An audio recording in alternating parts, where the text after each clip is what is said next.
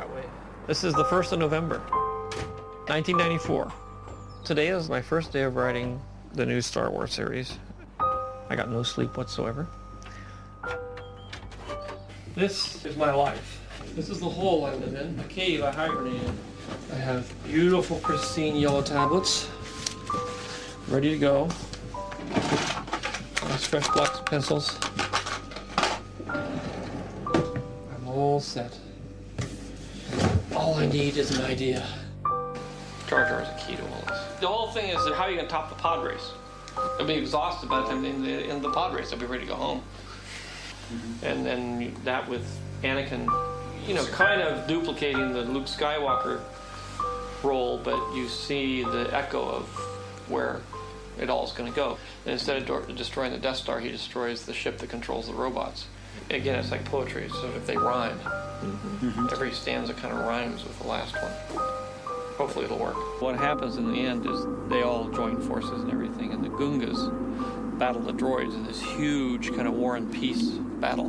Like literally War and Peace. Right. It's huge, 10,000 troops on either side. Both sides coming at each other. That's great. It's going to be great. That's going to be great. It's going to be great. That's going to be great. I take it you say action after we roll camera? I'll say action. You don't. Sometimes I forget. People forget.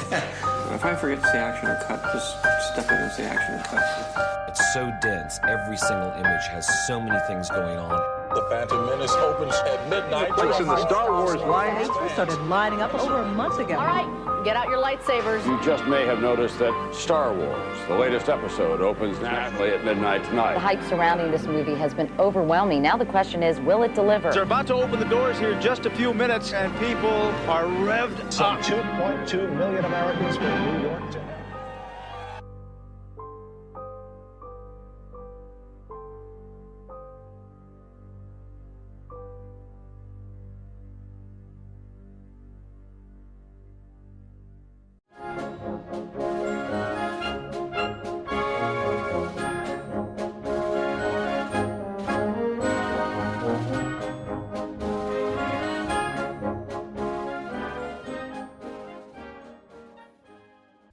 So anyways, I was talking to my friend who is a huge Star Wars fanboy, okay?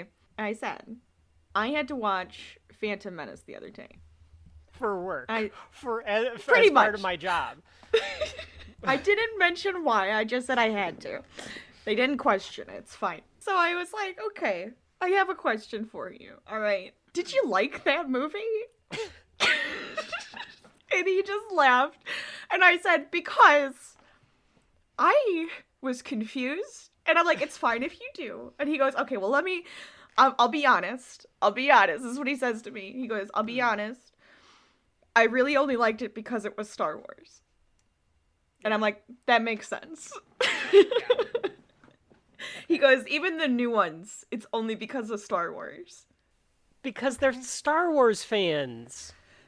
But that's why I had to ask him. This is where I get to ask him because I knew he was a Star Wars. I get to rally against fanboy. fandom in this episode, Rachel. You can't.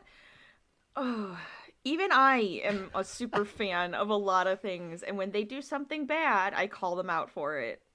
I mean, I understand it, though. We would line up for Marvel movies. We would line up for premieres of movies. I love doing that. You don't need to now because you get to pick your seats online, and then there you go. But I understand the excitement for something when you don't know it's going to be horseshit. Yeah, anticipation is the best feeling. It's very exciting. That's why I don't like to binge watch anything, because anticipation is always better than the reality. Well, I wouldn't say that. You went real pessimistic on that one. All right, well, I'm going to say the satisfaction of watching it over time is better than watching it all at once. Okay, that's fair. But I'm not going to go the pessimist route, so...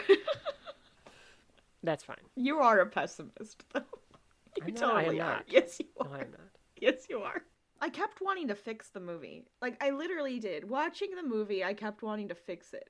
Explain, Jar Jar Binks. 12-year-olds. Okay, I get it.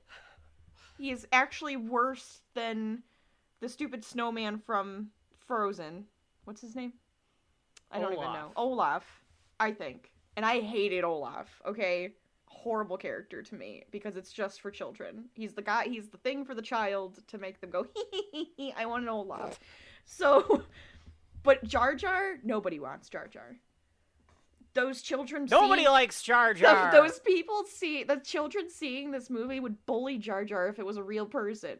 They wouldn't think he's funny. They would bully it. Okay? That's the problem. I don't understand why you think that way. Because this Jar Jar represents the innocence of a child. He has a childlike mind, and he's the funniest character we've ever had in Star Wars. Oh, you don't have anything to say about that, do ya? Because C-3PO is probably the funniest character that's in Star Wars. C-3PO sucks as a character too. But he's better than Jar Jar.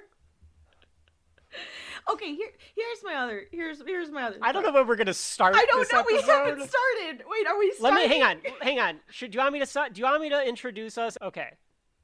I'm gonna say this because there is no good way to start this. Oh my god. I'm Kevin. I'm Rachel. And this is Shelf Life, a podcast where a brother and sister team go through all things pop culture, and we determine whether or not that belongs on your shelf, be it digital or physical. And for those of you who are coming to us at this point, this is the end of the season. This is the end of season 1 of our brand new venture that is Shelf Life. And I'm guessing that you're just finding us because of the title of this episode, but let me, for the rest of you, make sure that we all understand that this is the main event of season 1. Rachel, what are we talking about today? Oh, why did you have to ask me? Why couldn't there be somebody else here you could be asking that question to? We watched, and we are going to talk about Star Wars Episode 1, Phantom Menace. Yep. The Phantom Menace, I think. The Phantom. I'm sorry, the Phantom. What is it? Is there a the? Is there a the in this? It's cleaner without a the. Yeah, Phantom Menace. There's a the. Because I don't even know what the heck. It's barely in the Phantom Menace is barely in the movie. Well, you have to understand is that there's a lot of stuff that happens in the real world that's behind the scenes, and I was trying to convey that in a kid's film. So you just didn't understand that. Then you just understand that it's not like a macho head game type of movie. It's for children. Wait, this was for children? Yes. Can you explain what parts of this were actually for children? Well, I think that when Jar Jar steps in the poopy. Jar Jar. Yeah. And then when Jar Jar gets farted on by that camel. Jar Jar again. And then, well, Anakin's a child, and I think barely. The way he talks. Well, no, I think that the children can see in Anakin, they can see themselves. And I don't think that we've had that ability in Star Wars in a long time. Or ever. And that way, children can be like, oh, there's Anakin, I'm like Anakin. Or you're like one of those kids that help him build the pod racer. Yeah. You're that little redheaded kid. That was one of our producers' children. Okay. Yeah. All right. All right. So that's fine. I have to make a couple of prefaces, and I interrupted you in the middle of a rant, so I don't know what you were going to say. I don't remember what you were going to say. I'll get back to it. Don't worry. Again, if you're new to this podcast, please go back and watch or listen to some of our other episodes. I highly recommend The Twilight Zone. And I'm assuming that you clicked on this because you were trying to find something that talked about your favorite film. If this is you, I'm doing a bad impression. Question: is George Lucas related to Kermit the Frog? Kind of, yeah. All right. He might be. It made sense. Frank Oz is there. They sound very similar.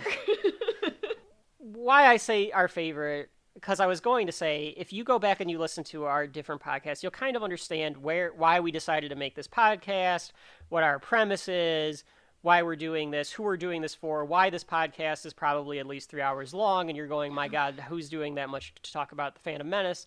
Well, there's a couple of things. And before we go into any of it, as one of our favorite podcasts would say, it's okay to like a movie. Oh, yeah. It's okay to love a movie. Absolutely. It's okay to hate a movie. Yep. Our opinion does not have to be your opinion. We are simply having fun with all of this stuff in pop culture, and we're trying to create a community and a dialogue where people can have fun talking about that stuff with each other in a very sane and rational way. Oh, absolutely. So before you send us an email or a tweet or anything else that talks about how Jar Jar Binks is either the greatest or worst character in the history of cinema, or how we just didn't get it, or we vindicated you, or whatever, please stop. Please think about it. Honestly, go ahead. Tell me. That's fine. We can have in a rational way. In a rational way. If you're in gonna a be constructive, a jerk, if you're rational way. Right. If it's not constructive, if it's not rational, because I think it's funny. If what we are going to say today really bothers you about Star Wars: The Phantom Menace, instead of having a shit fit and poopy like Jar Jar or whatever, or if instead you of think that, you stepped in the poopy here. Oh, you stepped in the big doo-doo this time. Instead of that, I want you to do something. And Rachel, I haven't really discussed this with you, but I think at the end of each season, we're going to highlight a related charity, so that if you really loved the show, if you really loved our show, or if you really thought that we just suck at our opinion sucks, and you really want to stick it to us, do it this way instead. Do something constructive with it.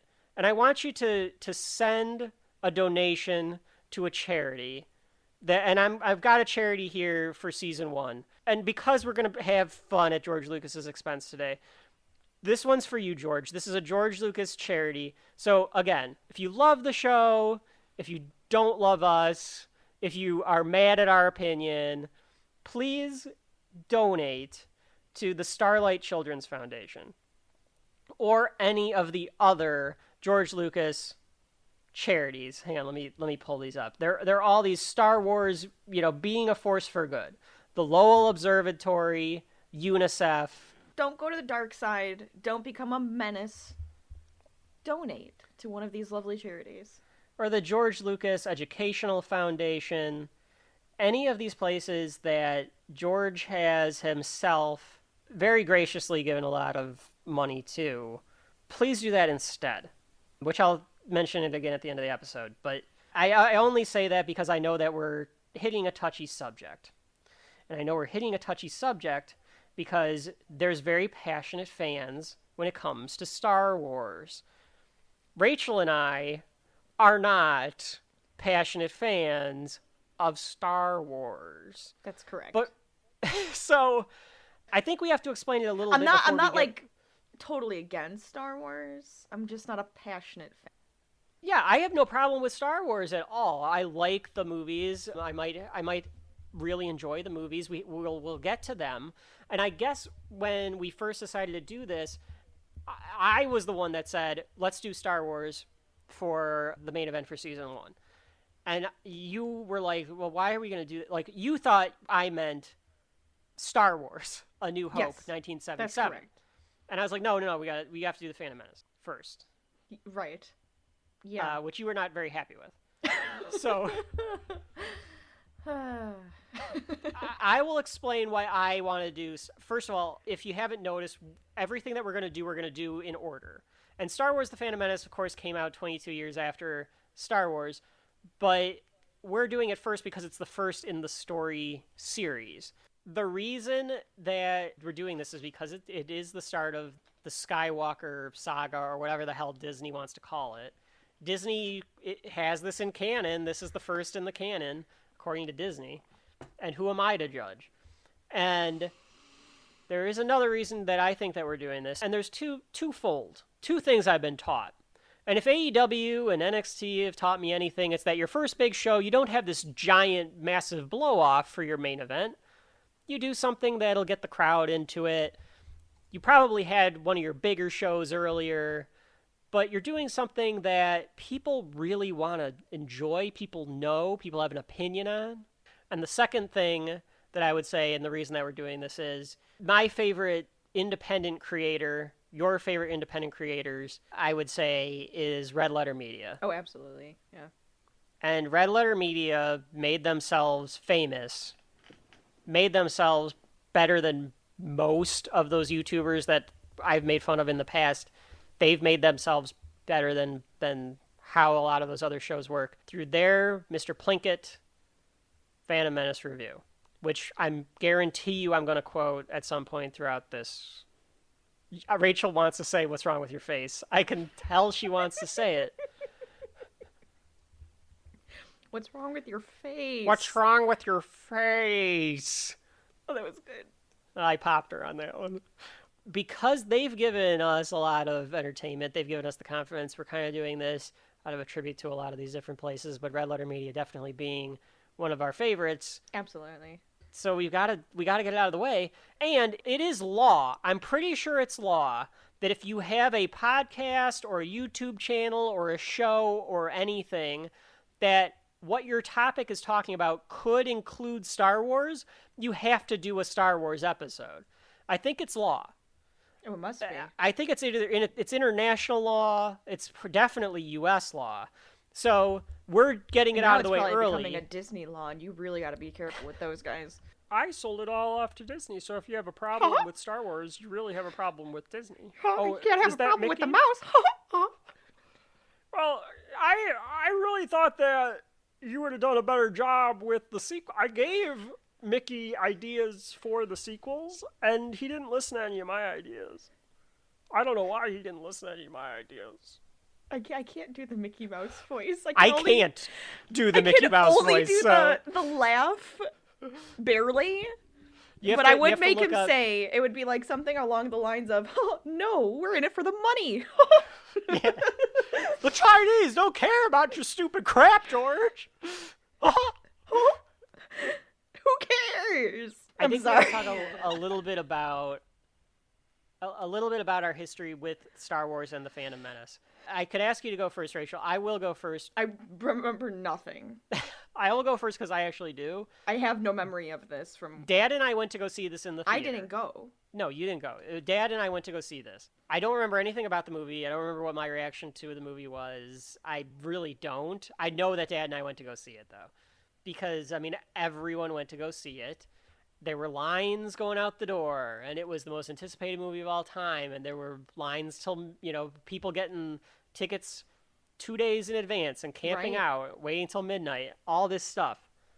We didn't do that because I was just a kid. I should have been in George's target demographic, and I really don't remember liking this movie at all. No, it wasn't one that made an impression. And we're here to be open-minded. We watched the film. We're going to tell you if we liked it or not, or there's parts that are good or there's parts that are bad. I definitely wanted to come in open-minded because that's the whole point of our show, is we're doing this to be open-minded with it. But I cannot tell you what my initial reaction was because I was never a Star Wars kid. I never cared that much for the original trilogy. And I don't mean care that much as in I didn't care for it. I just mean I never was, obsessed with Star Wars. Mm-hmm. So I was like, oh, yeah, let's go see it.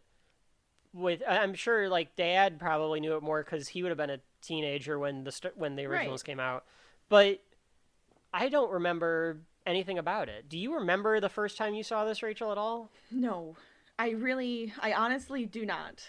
The only thing I remember is getting the N64 video game. The pod where racing. You could do the pod racers and playing that. I thought it'd be a lot of fun if you could do the pod racing, and then the Nintendo people came and they were like, George, we have a great idea for a racing game, so I invented the pod racers. So I kind of made your childhood a lot better, Rachel. I think that I deserve a little bit of credit for that. It was an interesting game. Sure. I remember you playing it. Yeah, I played it with our godfather, my godfather. I played it with my godfather a lot when he would come over. Yeah. I remember doing that. That's what I remember. I think you had to build. Do you have to build the thing? Yeah, I'm pretty sure you had to like build it up or like fix it up and maybe add little pieces to it to make it better.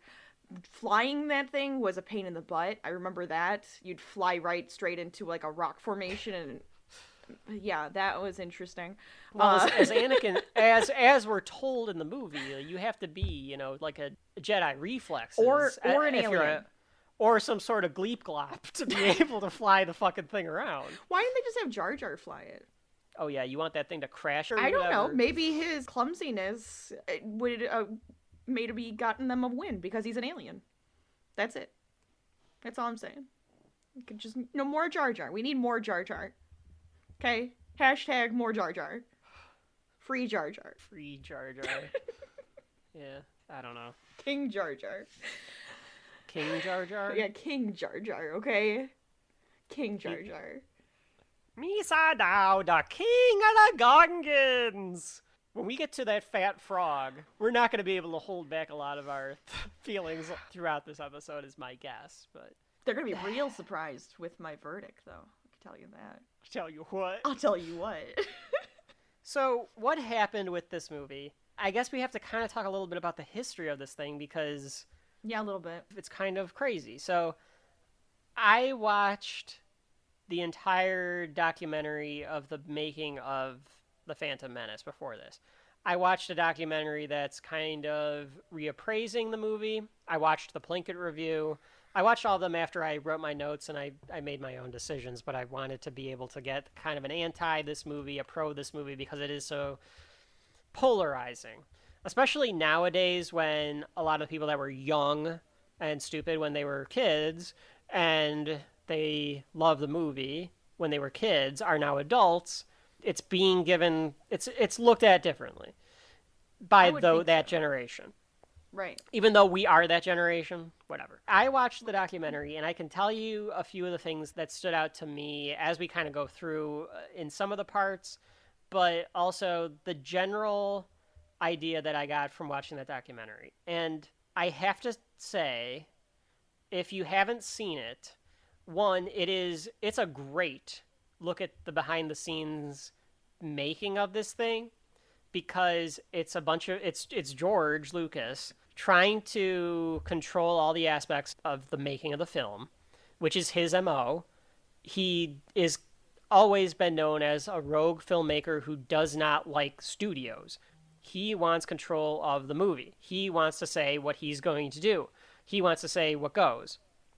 So it makes sense, but it's incredibly insightful, because you would never get a documentary like this made today, especially by any of like the Disney properties or the big studios, because you see things not working, you see things messing up, you see people questioning it, but none of them outright question George Lucas. They seem afraid of him, and they're afraid to challenge him. And I know I'm not the first person to come up with that hypothesis. I always thought, like, for instance, watching the Plinkett reviews, when Plinkett would be like, it seems like nobody's willing to stand up to George, and he goes through that analysis, I always thought it was Red Letter Media making that assumption. It's Mike making that assumption. He might be turning the narrative a little bit to show it himself. I got the same impression. Okay. And do you think it's just because he can control your career? Yes. I don't know if it's necessarily that, but I think it could be, but I also think it's the people that were working on this movie were fans of the original film. They were probably teenagers, kids in their 20s when the originals came out. So it's this gigantic opportunity to be able to work on this thing now. So, like, who the hell are you to question how this thing should be made, or if you think you have a better idea? Right. But, again, Rachel, I know that you didn't get a chance to watch the doc. I didn't. Right. I want you to watch it. I want you to let me know what you think. You're making me interested in it. I am going to say a few different quotes from George Lucas during this movie, or during this documentary. One is that, so Obi-Wan's getting his hair cut. Ewan McGregor is sitting in a chair, and the stylist is cutting his hair. He, like, had grown it out a little bit so that they could cut it however they wanted. Right. It's typical for like a movie. And as Ewan's getting his hair cut, George says... The most difficult part is to not go too far, just go strange enough. Yeah. That's the biggest trap people fall into in these kinds of movies, is they go too far. So he's saying that don't go too far out of bounds. Don't try to go crazy with it. And it comes back. We get to see a scene of George with an editor, or the editor. And they're talking about editing in this scene, taking different cuts of different actors and blending them together so that you can have one shot from one take and another actor in another piece of the shot from a different take and editing them together, which is probably crazy innovative for 1998. Sure. So they're talking about it. George leaves the room, and the editor turns around and kind of throws his hands up in the air and goes, well, I guess maybe you got what you were looking for, but he does this all the time. Like, he was so frustrated with it. But he didn't tell George, like, we can't keep doing this. Because his point was, like, we can do it, and it's great that we can do it, but it's taking too much time to do it. We can't edit too much time. Well, and his point was, we can't edit the important thing, which is editing the story. You're making me edit in all of these shots just so that the shot looks good to you. Right. So that was interesting. And then they watch a cut of the movie. They watch the rough cut of the movie. And this is another thing that's in the Plinkett reviews, and it's probably in some other stuff. You can tell they all think that it's not good. You can see it. You can see it. And they exit the movie, and they're all talking about... George says... It's a little disjointed. Seems like a lot of short scenes. It's bold in terms of jerking people around, but I may have gone too far in a few places. He went a little too far in some places. He says the exact thing he's almost warning himself about at the beginning of the production. I wonder if that he kept saying it and it was on his mind because he kept thinking he did, and he was worried he did. Yeah. Because he wanted to go a little different. He wanted to go a little bit further, but he wasn't trying not to push that boundary. And I think he was just sitting there worried about it. And let me say this about this movie. For all its flaws, and it has flaws, even if you are a huge fan of this movie, I think that you'd have to admit it has flaws. It's trying something different. It's trying to do something different with Star Wars completely. Than what the original trilogy was doing. It feels I will give it credit for that. Right. Yeah. Hearing some of that stuff was very interesting. And in a way, for me, it was really interesting to see the behind-the-scenes stuff even more than the movie, just because of the reputation that this movie has, and seeing how they were so worried about it coming together, and then it fell apart. This movie just fell apart when it came out. So seeing that was fascinating for me. And I am someone that, we've mentioned it before, I used to watch everything that came with the DVDs and the Blu-rays and all that stuff. I just don't have time for that anymore. And our show and what we really care about is the actual narrative, is the actual movie, or whatever we're doing. But I found it pretty interesting to watch. Just, to throw that out there. Because nowadays, you better damn well believe... if there's a documentary attached to that Blu-ray, it's a bunch of talking heads, and it's a bunch of people talking about how awesome everyone was on set and how they love it's the interview after the fact, and it's whatever they were told on a piece of paper that they had a sign that they could say. So I will give kudos to George Lucas and Lucasfilm absolutely for allowing something like this to come out, because it does give you an actual insight into what you were watching. Right. So I guess we have to go through a little bit of where this movie came from before we go through the actual walkthrough of the movie. And we talked about the big anticipation of it. And I think a lot of the critique of this movie is that the toys were a big part of it. The video games were a big part of it. And what did you think of the effects, Rachel, in general? The CGI, the effects that they used? Yeah. Subpar. for other movies that came out around that time. I don't know. I didn't think they were that great even for that time. I thought some of it was fairly seamless. A lot of the characters were interwoven. Oh, the characters, sure. Yeah, they looked like they were a part of the scene more so than you'd expect. The reason that I ask is because I feel like another criticism of this movie is it was made for the toys. It was made for the ancillary money, and it was made because they really wanted to try new stuff with the effects. And not necessarily made for that reason, but the primary focus seems to be like they cared about the effects. And they didn't necessarily... No, I could see that. There's a lot of effects in this movie. There's a lot of different effects that you can tell they were trying to do, and special, like, oh, look at this. Like, oh, look at over here now. You know, look how interesting this is. And I actually think that they go overboard in the sequel to this, in Attack of the Clones. I don't know if you've... We'll get to that. I don't remember it as well as I probably... But maybe that's why. Just, like, blocking it out. Like I did with this one. George wrote the script in the 1994s when he started writing the script. They started doing the production on it. That documentary goes through a lot of the casting. They kind of always they offered the role of Qui-Gon to Liam Neeson. And I took the job without even reading the script. I just wanted to be part of a Star Wars movie. But... Oh, boy. I feel like most people would do that, though. Oh, I mean, I get to be in a Star Wars movie? Absolutely. Let's do this. Right? Yeah, of course. I think that's how Ewan McGregor felt about it, too. And Ewan McGregor is very good as Obi-Wan. Yeah. I kind of have to give it to him on that. No, he does a good job, yeah. I think. From what I saw of Obi-Wan, sure. There is him and, in my opinion, Palpatine, Ian McDiarmid. Oh yeah, Palpatine. No. Palpatine is he knows his place. He's like, I know what I'm playing right here. In this movie, no matter what movie I'm in, I am Palpatine. I mean, that's perfect.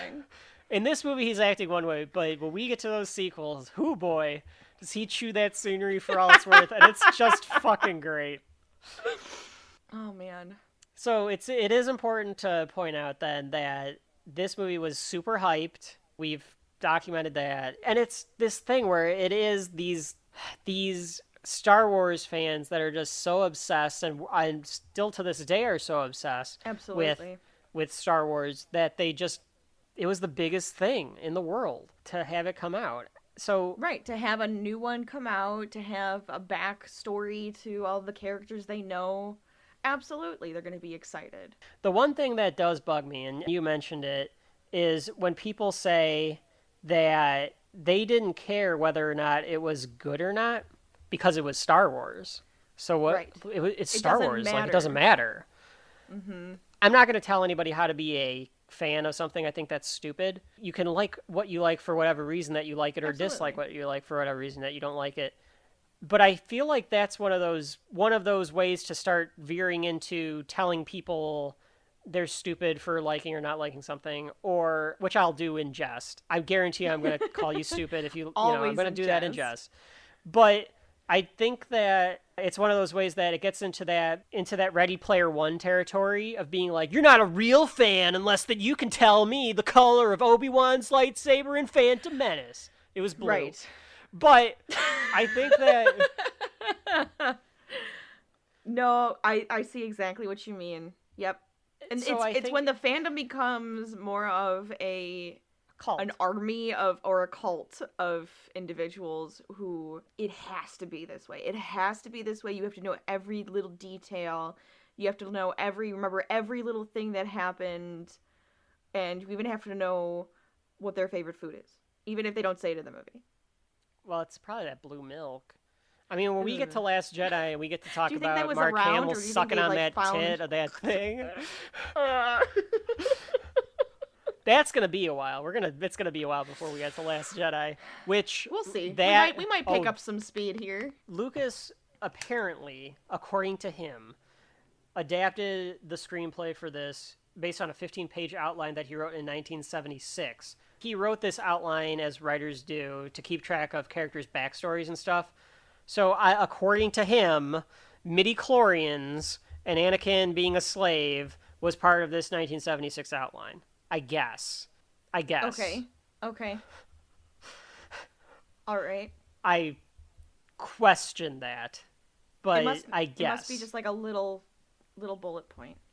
Just a little one. So one of the other things that comes up is the fact that, according to himself and Francis Ford Coppola, Steven Spielberg, Ron Howard, They all say that George didn't want to direct it, that he actually asked a bunch of them to direct it because he didn't want to do it. And then, which I could see, maybe this is a completely different tale if it's written by George Lucas and then somebody takes it and adapts the screenplay to be their vision, maybe as a fan of Star Wars or knowing George Lucas. So that's an interesting little tidbit as well. I think it would be a different movie if he didn't direct it. A couple little interesting parts about this, about the casting for some of these lineups. So Michael Jackson was interested in playing Jar Jar Binks. Yes, the Michael Jackson. I don't know how to respond to that. I don't even... He wanted to do it all in prosthetics, but George, of course, wanted to make this like a CGI character. Oh no, I stepped in the poopy. Oh no. Oh, that's ignorant. Why leave the poopy on the ground? Oh no. Oh, I gotta pick up the poopy. That's so ignorant. Anakin, come over here. Let me hold your hand. Oh dear Lord, yeah. If someone could do that one, I'll have to cut that one out because that's just bad. If someone could do a fan edit where you take Jar Jar Binks and you replace Ahmed with Michael Jackson, like just do your own Michael Jackson. Everybody could do one. I'd watch that. I'd watch that right now. I can't do it. It's so. It's. I'm like. It's. Oh man. Jamona. Oh, he would. He would. That. Yeah. 100%. Keira Knightley's parents. Why didn't they use prosthetics? I'm actually disappointed that it wasn't prosthetics. But I get what you're saying now. I understand you're behind the scenes now, where they're like, oh, we want to use all these cool new tools that we have, and let's do all the CGI. I like prosthetics. No, they show it. So first of all, Ahmed met Michael Jackson at a concert. George Lucas or wait, how the are producer. We getting... Hang on. We're gonna still be with Michael Jackson. Rick McCullum, the producer, or George Lucas, I can't remember who, took Ahmed, the guy that plays Jar Jar, and took him backstage at a Michael Jackson concert to kind of show like, no, look, Mike, like we have. I don't know why they were concerned that Michael Jackson was. I don't know, whatever. They have Ahmed. I keep calling him Ahmed. I should give him say his full name because this guy. Talk about getting screwed by this movie. Ahmed Best. Oh. The guy that played Jar Jar Binks. We shouldn't say his name. Then nobody knows. No, people know who he is. They don't need to know. We'll just pretend. Well, it just didn't happen. The people that sent Ahmed Best death threats and stuff, like this is not his fault. Yeah, but see, that's the problem. It's not his fault that that's how the character was. That he was just doing his job. He played that character exactly how he was told to play the character. Exactly. And if you see how George is asking him to play it, he did exactly what he was supposed to do. Right. It's just an annoying fucking character. But they had him on set, and he was in, like, a full getup. Okay. They made a costume for him, and he's a tall guy, and he had, like, a Jar Jar hat with, like, a Jar Jar hat. Yes. So I remember seeing their point was, like, if the CGI doesn't work totally, then you're still there, and we can kind of CGI parts of you. But then after the filming was done, they had him do, like, the balls, you know, the Gollum balls everywhere. Which for the movement. Some people try to give, like, well, like, because of Phantom Menace, you have Lord of the Rings. And it's like, okay, because of the technology that Lucasfilm had, you have Lord of the Rings. Yeah. Don't give the movie credit. Piece. Yeah. Absolutely not. Yeah. But there are a couple of little, tidbits about the casting that are interesting, which the other one is Joseph Fiennes auditioned for Obi-Wan. George Lucas was looking for someone younger because George Lucas's daughter thought that Ewan McGregor might be better. And then... Oh, interesting. Mm-hmm. Well, she was right. She's right. And then Keira Knightley's parents tried to convince her not to be a part of the movie. Tried to convince her not to audition. How old was she? Here. That's a good question. Let me look it up. Let me look up how old her and Natalie Portman were. Keira Knightley was born in 1985, so she was like 13. 12, 13. Okay. I think how old is Natalie Portman? I think they're the same age, aren't they? Probably. Natalie's 40. I didn't realize Natalie Portman was that old. I didn't realize that. She was 17? That's not much. That's not, well, I mean, I guess it is. It's a little bit different. That's definitely different. But you can't, like, I could tell because the second you fucking people made me watch this movie twice because I had to watch it once to watch it, and then I had to watch it again to take all my fucking notes. But I had to watch it again to understand it, so... The second time I watched it, I was trying to find the scenes where Padme, or Queen Amidala is Natalie Portman, and where Queen Amidala is Keira Knightley. Oh, I noticed it every single time. You can see it. Oh, you could? You could tell the difference? Every time. Okay, I saw it in one scene where I was like, oh, that's Keira. And then another one where it's like, oh, that's there was Natalie. there was one scene, and then it made me go, wait a second. I'm like, because I kept going, I know this. I already know this is a thing where she's not actually, she's playing two different people because she's like trying to hide herself. And there was one scene I look up and I'm like, why is she the handmaiden all of a sudden? I'm like, in the background, I'm like, that's her face. I'm like, handmaiden or like the queen looks funky. She looks puffy. Yeah, because Keira has a thinner face, I think. Maybe I think point. maybe. I can't really. I think it was the makeup, but at the same time, I'm going, but she's right there. They do look very similar. I mean, one of my favorite bits from the Plinkett review is when it's the queen is so heavily make-upped. Oh yeah, well, I mean, it's outrageous. And why is she a 13-year-old? I don't understand. No, wait for the walkthrough. Wait for the walkthrough. I have lots to discuss about this. This is going to be a 7-hour podcast. This is really Laps Fan WrestleMania 17 style. I'm gonna have to go get some food. Make sure I have like some rations. One of my favorite parts about the Plinkett review is when Plinkett is asking the rest of what becomes the future of Red Letter Media Crew to describe the characters without saying their wardrobe or anything. Oh my god, that was my favorite. And none of them can really figure out Queen Amidala. And I love when Jay goes, she looks like Keira Knightley. You know what I didn't know? Was the other character Keira Knightley? What do you mean? Was Keira Knightley in this movie? Yes. Keira Knightley is playing the queen when Natalie Portman is playing the handmaiden. Didn't realize that was Keira Knightley. Yes, that's what I'm telling you. I mean, like, I knew it wasn't her. Like, I knew it wasn't Natalie Portman. You thought that, like, Keira Knightley was, like, some other handmaiden. I just thought it was some random person. She's playing the queen when Natalie Portman is playing Padme the handmaiden. I didn't realize that it doesn't look like Keira Knightley. So when their moms were on the set with them, they could not tell them apart when they were in costume. Oh, that's actually kind of funny, though. I like that. Yeah, and they are very similar. They look similar then. I mean, you can tell them apart now, but like they did look similar when they were that age. Keira eventually, I did not know that was Keira Knightley, though. Yeah, even with the makeup on, it doesn't look like her. That's why. This is killing me right now. Jay says that well, she looks like Keira Knightley. That threw me off. Okay. Apparently, Keira Knightley was a huge fan of Star Wars, so she wanted to audition for the role. Oh, I could see her being a huge fan. Yeah, and infamously... She's a fangirl for a lot of things. Yeah, my favorite I think she is for Pirates of the Caribbean. Look at the pirates! For those of you that have not... I mean, right. So when it comes to fandoms, and as much as I hate fandoms, we're going, and as convoluted as this fucking plot is, I am going to defend the Pirates of the Caribbean sequels plots, knowing that they're completely convoluted.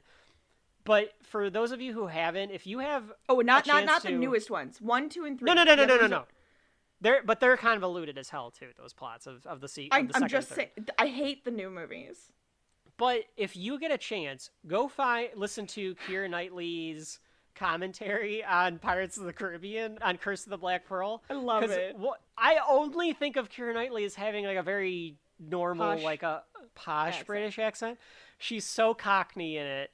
She's having so much fun just like being in a movie. Her. It's so great. Digression aside, she's in the movie. And then Natalie Portman, who this is not her first movie. She's like been in Mars Attacks and some other stuff. But George Lucas in some of this behind the scenes stuff is very like, oh, I'm so pleased with. Yes, she is in Mars Attacks. Stay tuned, or add that to the list. Actually, I don't know. Oh my Don't stay tuned. way. I don't know when we'll do that, but add that to the list. No, you gotta stay tuned. So... Always stay tuned. Stay tuned for 30 years down the line when we finally talk about Mars attacks. When we get to Mars attacks. I don't know where that is on our list. So there is behind the scenes footage of George being like, oh, you know, I'm almost like she's kind of better than as an actress than he anticipated. I'll debate that when we get into this movie. Rachel, before we move on to do the walkthrough. Kid in Mars Attacks. She was the kid in Mars Attacks. I just realized it. I'm sorry. She's Jack Nicholson's daughter. She's the first daughter. Yeah, she is. I forgot Jack Nicholson was the damn president. Oh my god. All right, that movie is hilariously stupid, and I love it. All right, talk about a dumb movie that I actually enjoy. Yeah. I think it's kind of underrated. Do you want to tell? This might be the time. Because at some point in our Star Wars journey, the side quest that is the overall journey of Shelf Life, we're on our Star Wars path. We went into hyperspeed, hyperdrive, whatever the fuck they call it in this. We're at what they call speed. it. I'm just talking about ludicrous speed at this point. I think I'm pretty sure I saw Spaceballs before I saw Star Wars. That's probably true. Because I think I watched Star Wars and I was like, oh my god, that's in Spaceballs. Oh yeah, duh. Do you want to tell the people the story of when we met an Anakin and a Leia? Why do you want me to tell the story? Because I do. I think at some point we have to tell people this story, but... Or should it be when there's actually a Leia in the movie? But there's only an Anakin and a Leia are only ever in the same movie for 5 minutes at the end of... Well, okay. Like, this goes back to my overall point of... Were they family friends, or were they... They were cousins. They were like brother and sister. It would be like if I had an Anakin and you had a Leia. Okay, yeah. Because they were cousins. Remember they said meet your cousin? The kids were cousins. Yeah. Okay, so, all right, so here's... This is my whole point. This is part of my whole thing. When was this? How many years ago was this now? I don't know. Those kids are probably at least like 10, right? They might know who we're talking about them now. Oh my god. And I'm sorry. Anakin, Leia, if you're out there, I'm sorry. It was comic book day. Okay. And as you do for comic book day, you go to multiple comic book stores and you get comic books because it's fun and it's a great time. It's nice. A great time was had by all. So we're at I would say our favorite comic book store, and we're in line. And we're surrounded by a lot of people. Some people are dressed up. Some people just have like fun shirts on. Some people have comics with them because they already were at different stores. And behind us, there was two couples, and they had their children with them, and they're like babies. And we're talking like babies, like in a papoose, okay? But they were dressed up. They were dressed up, and it was cute. They were very adorable because I remember turning and saying, "Oh my god, I love their costumes." Well, actually, I think it was the one couple came up to the other, right? Because they were like, "Oh hey, we just came and got into line." Yeah. And something to keep in mind too is our area where we, lived by each other, we grew up, there's different cultures around different cities. This particular city, for whatever reason, is very nerdy. Oh, it's like one of the nerdiest cities you've ever been to. I don't know if it's because of they the comic have Star book Wars store. Conventions. They have this huge Star Wars things happening there. So very nerdy. It's great. So just as a side pop-up, continue. So the one couple comes up with their child. I don't remember which one was which, so it doesn't matter at this point. And goes, "Hey, Leia, say hi to your cousin Anakin." And I just remember us looking at each other like, what? Yeah. So it was, wow. It really is deep with those people. That is Star Wars fandom right there. Mm-hmm. That's Child Protective Services needs to come in and just at least do an inspection.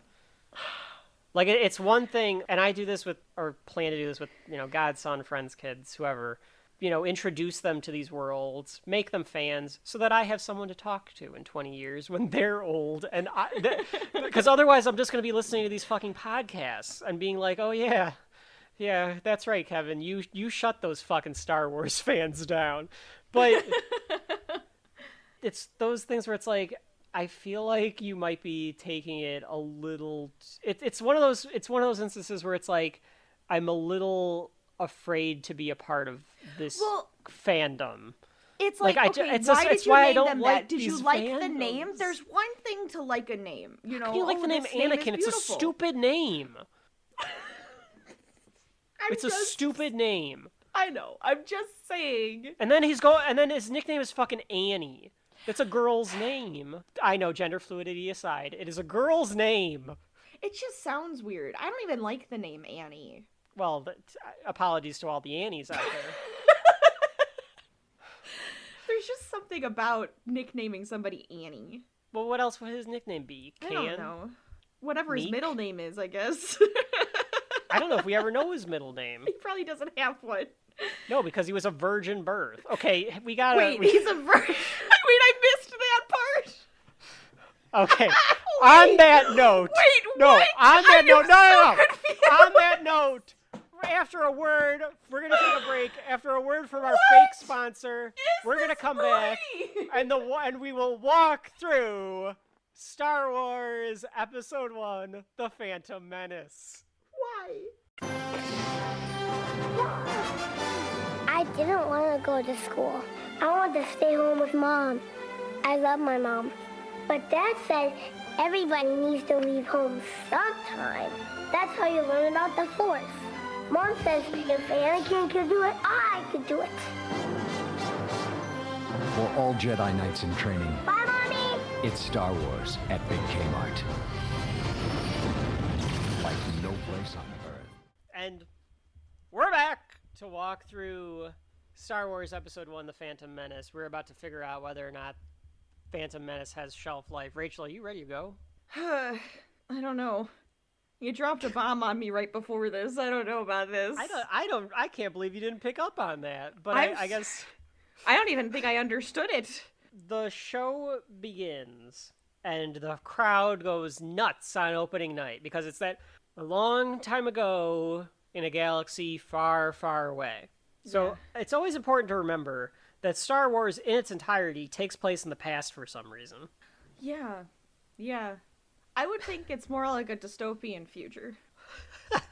You think this is a dystopian future? Well, yeah, because like there's weird technologies, right? However, there's also like weird technologies that you wouldn't expect to use in the future.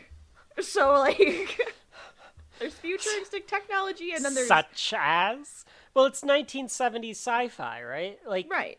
1970s but that's sci-fi why I guess is hilarious. It feels more steampunk to me.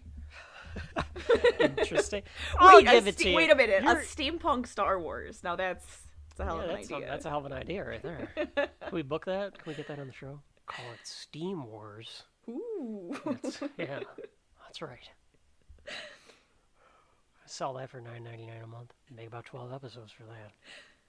Netflix, Disney Plus. Well, if we want it to be a little bit higher end, we'll have to go Hulu. I'll have to go to Hulu if we want it to be adult. Darker. Yes, that was... My voice isn't perfect for the Vince McMahon impression, but for those of you joining us for the first time, we make a lot of wrestling references on this show. We're a bunch of nerds, okay? We dive into everything. That's our motto here. Or motif, or mojo, or whatever. Mojo. So, So, just to be clear, just to make sure everyone understands, I watched the extended edition, and I also watched a version of it that I taped off of cable. Is that what you made me watch? The extended edition? Yeah. Yeah, you watched the extended edition. Oh, great. That's probably why it felt so long. I watched the extended edition, and I also watched the regular theatrical Blu-ray edition.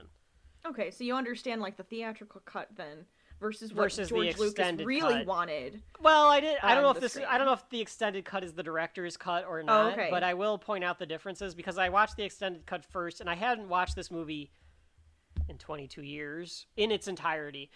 The Star Wars movies, even the prequels, the sequels, whatever, they're great background to have when like TNT does their Star Wars marathon shit, because if it's not a Harry Potter weekend, it's got to be a Star Wars weekend. Yeah, so like nothing else is on. I'm doing whatever. I'm cleaning the house. I'm washing the dishes. You put Phantom Menace on in the background, but I'm not paying attention to it. This was the first time I had paid attention to it in 20 years or whatever. Sure. So I do have that potential insight there. So we start with a long time ago in a galaxy far, far away, and the crowd goes nuts when it hears the... Long time ago in a galaxy far away. Sorry, go ahead. I've also heard that people I watched that video, and someone was like, I didn't understand the plot of the I was watching reviews reading reviews or something of the Phantom Menace, and somebody was like, I really didn't understand the plot of the movie until I listened to Weird Al's The Saga Begins. I forgot about that until you said that out loud, and then I was just like, now I need to go listen to it.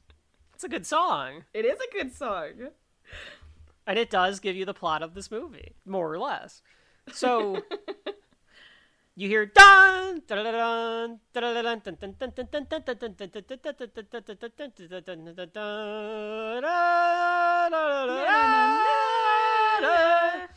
Yeah, it is a great theme. I'll give it that. It's a great theme. It's the John Williams theme. And when you hear that da da da da da, that there's footage of like the fans on opening night, like at midnight, just going fucking crazy.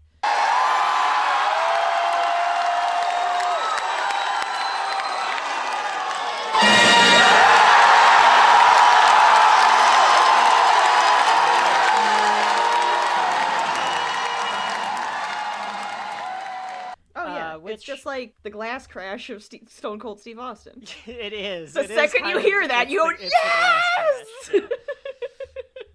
You and I, we've talked about our proclivity to go to when we go to movies and stuff. Now, I never want to be a part of that because that crowd, although it would be so electric to be part of that crowd. Absolutely. You know what I mean? Like, yes. I want to go to the movie and I want to make sure no one's going to talk, no one's going to cheer, no one's going to do that kind of stuff. Although we've been in, we'll get to the movies where we've been in where it's not even opening night. It's just that badass of a moment or something happens. But it is an energetic moment. So let me read to you the scroll for Star Wars Phantom Menace. Unless you prefer to read the scroll, Rachel. Oh, no, please. I don't prefer to read a scroll. Because I literally started the movie, I heard the music, and then I went, I'm supposed to be reading the screen. And I had to look over and actually read the screen. Yeah, and I'm not a Star Wars fan. This crawl, the opening crawl here, it's a warning for what's to come. It's a warning. Turmoil has engulfed the Galactic Republic. The taxation of trade routes to outlying star systems is in dispute.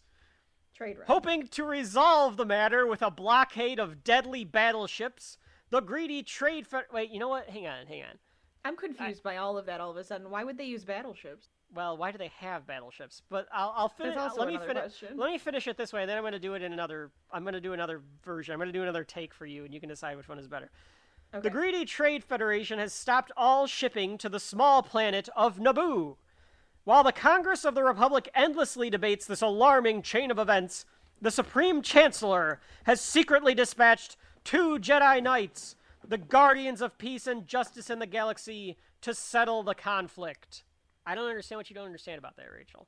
Okay, so there's a taxation of trade routes to outlying star systems in dispute. So there's some sort of they're taxing trade. Right, they're taxing trade between, like, planets? I guess so, yeah. Okay. And the Trade Federation is trying to resolve this with a blockade of battleships. So they've made a blockade around the planet so that trade can happen in and out of Naboo. But I don't understand why that would stop taxation on trade. Wait, so Naboo is the one taxing... No, see, that's what I don't understand. Is Naboo asking for more tax cut from the trade? Because the Trade Federation would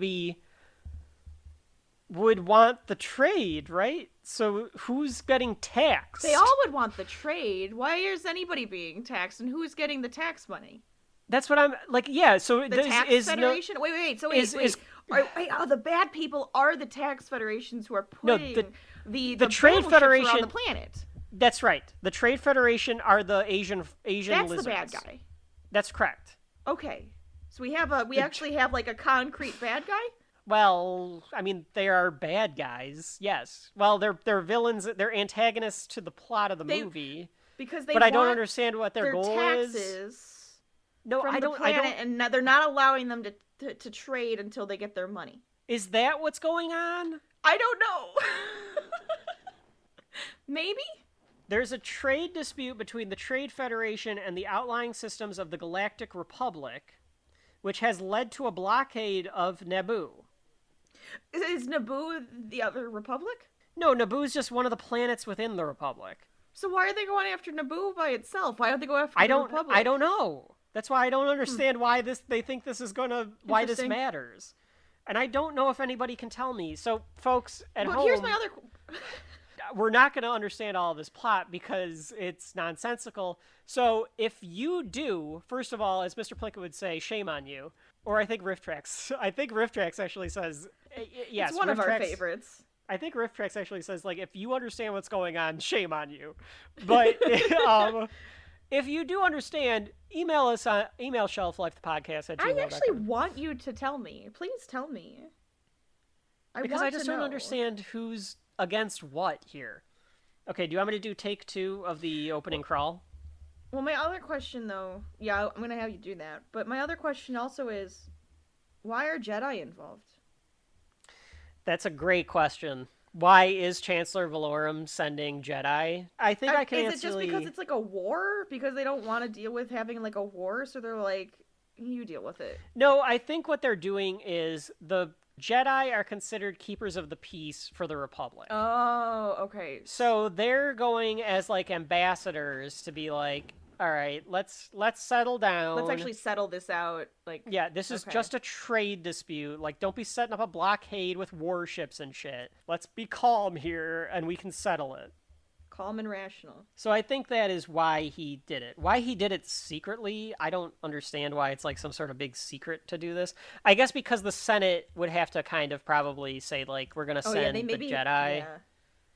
Maybe the Senate has to, like, sign off on this. I don't really understand the government of the solar system. No, we'll get into that. It's going to be about 3 o'clock in the morning when we get to it, but we're gonna enjoy that part. Okay, here's take 2. Hang on. I have to make sure I can get my diaphragm up here. Diaphragm? Sorry. What is that from? I don't know. I just know it's something. Okay, ready? Oh, my God. Yeah.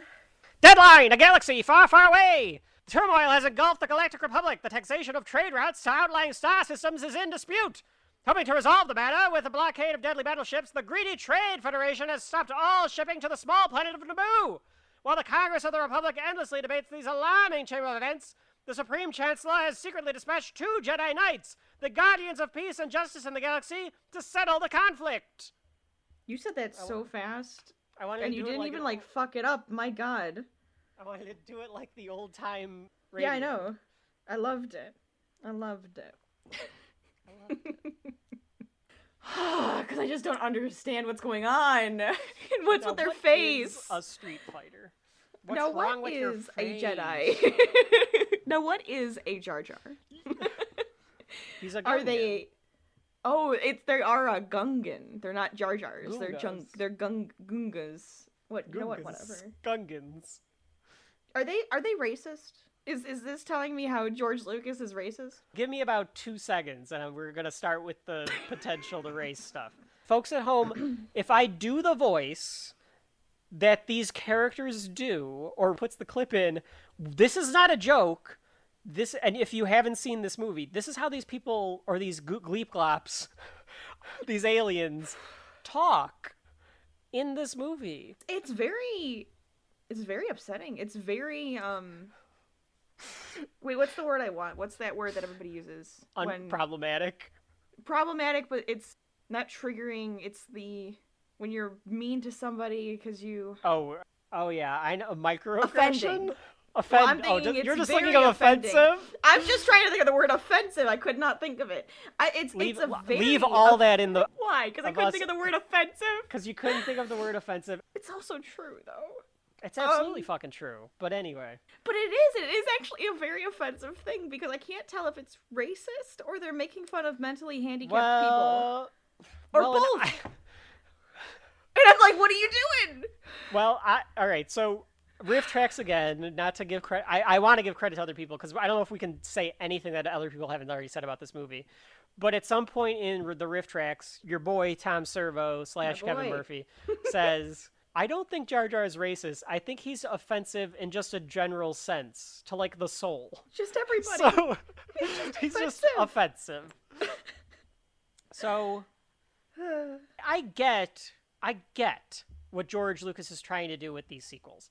Or I'm sorry, with the prequels. He's trying to tell a story of how democracy can fall and democracy is super fragile, and he's trying to show that. And it's a cool idea. It is a good idea. And it could have been super impactful, like watching fascism take over the Harry Potter world, or something like the Hunger Games and trying to revolt against that, which is the idea of the original trilogy.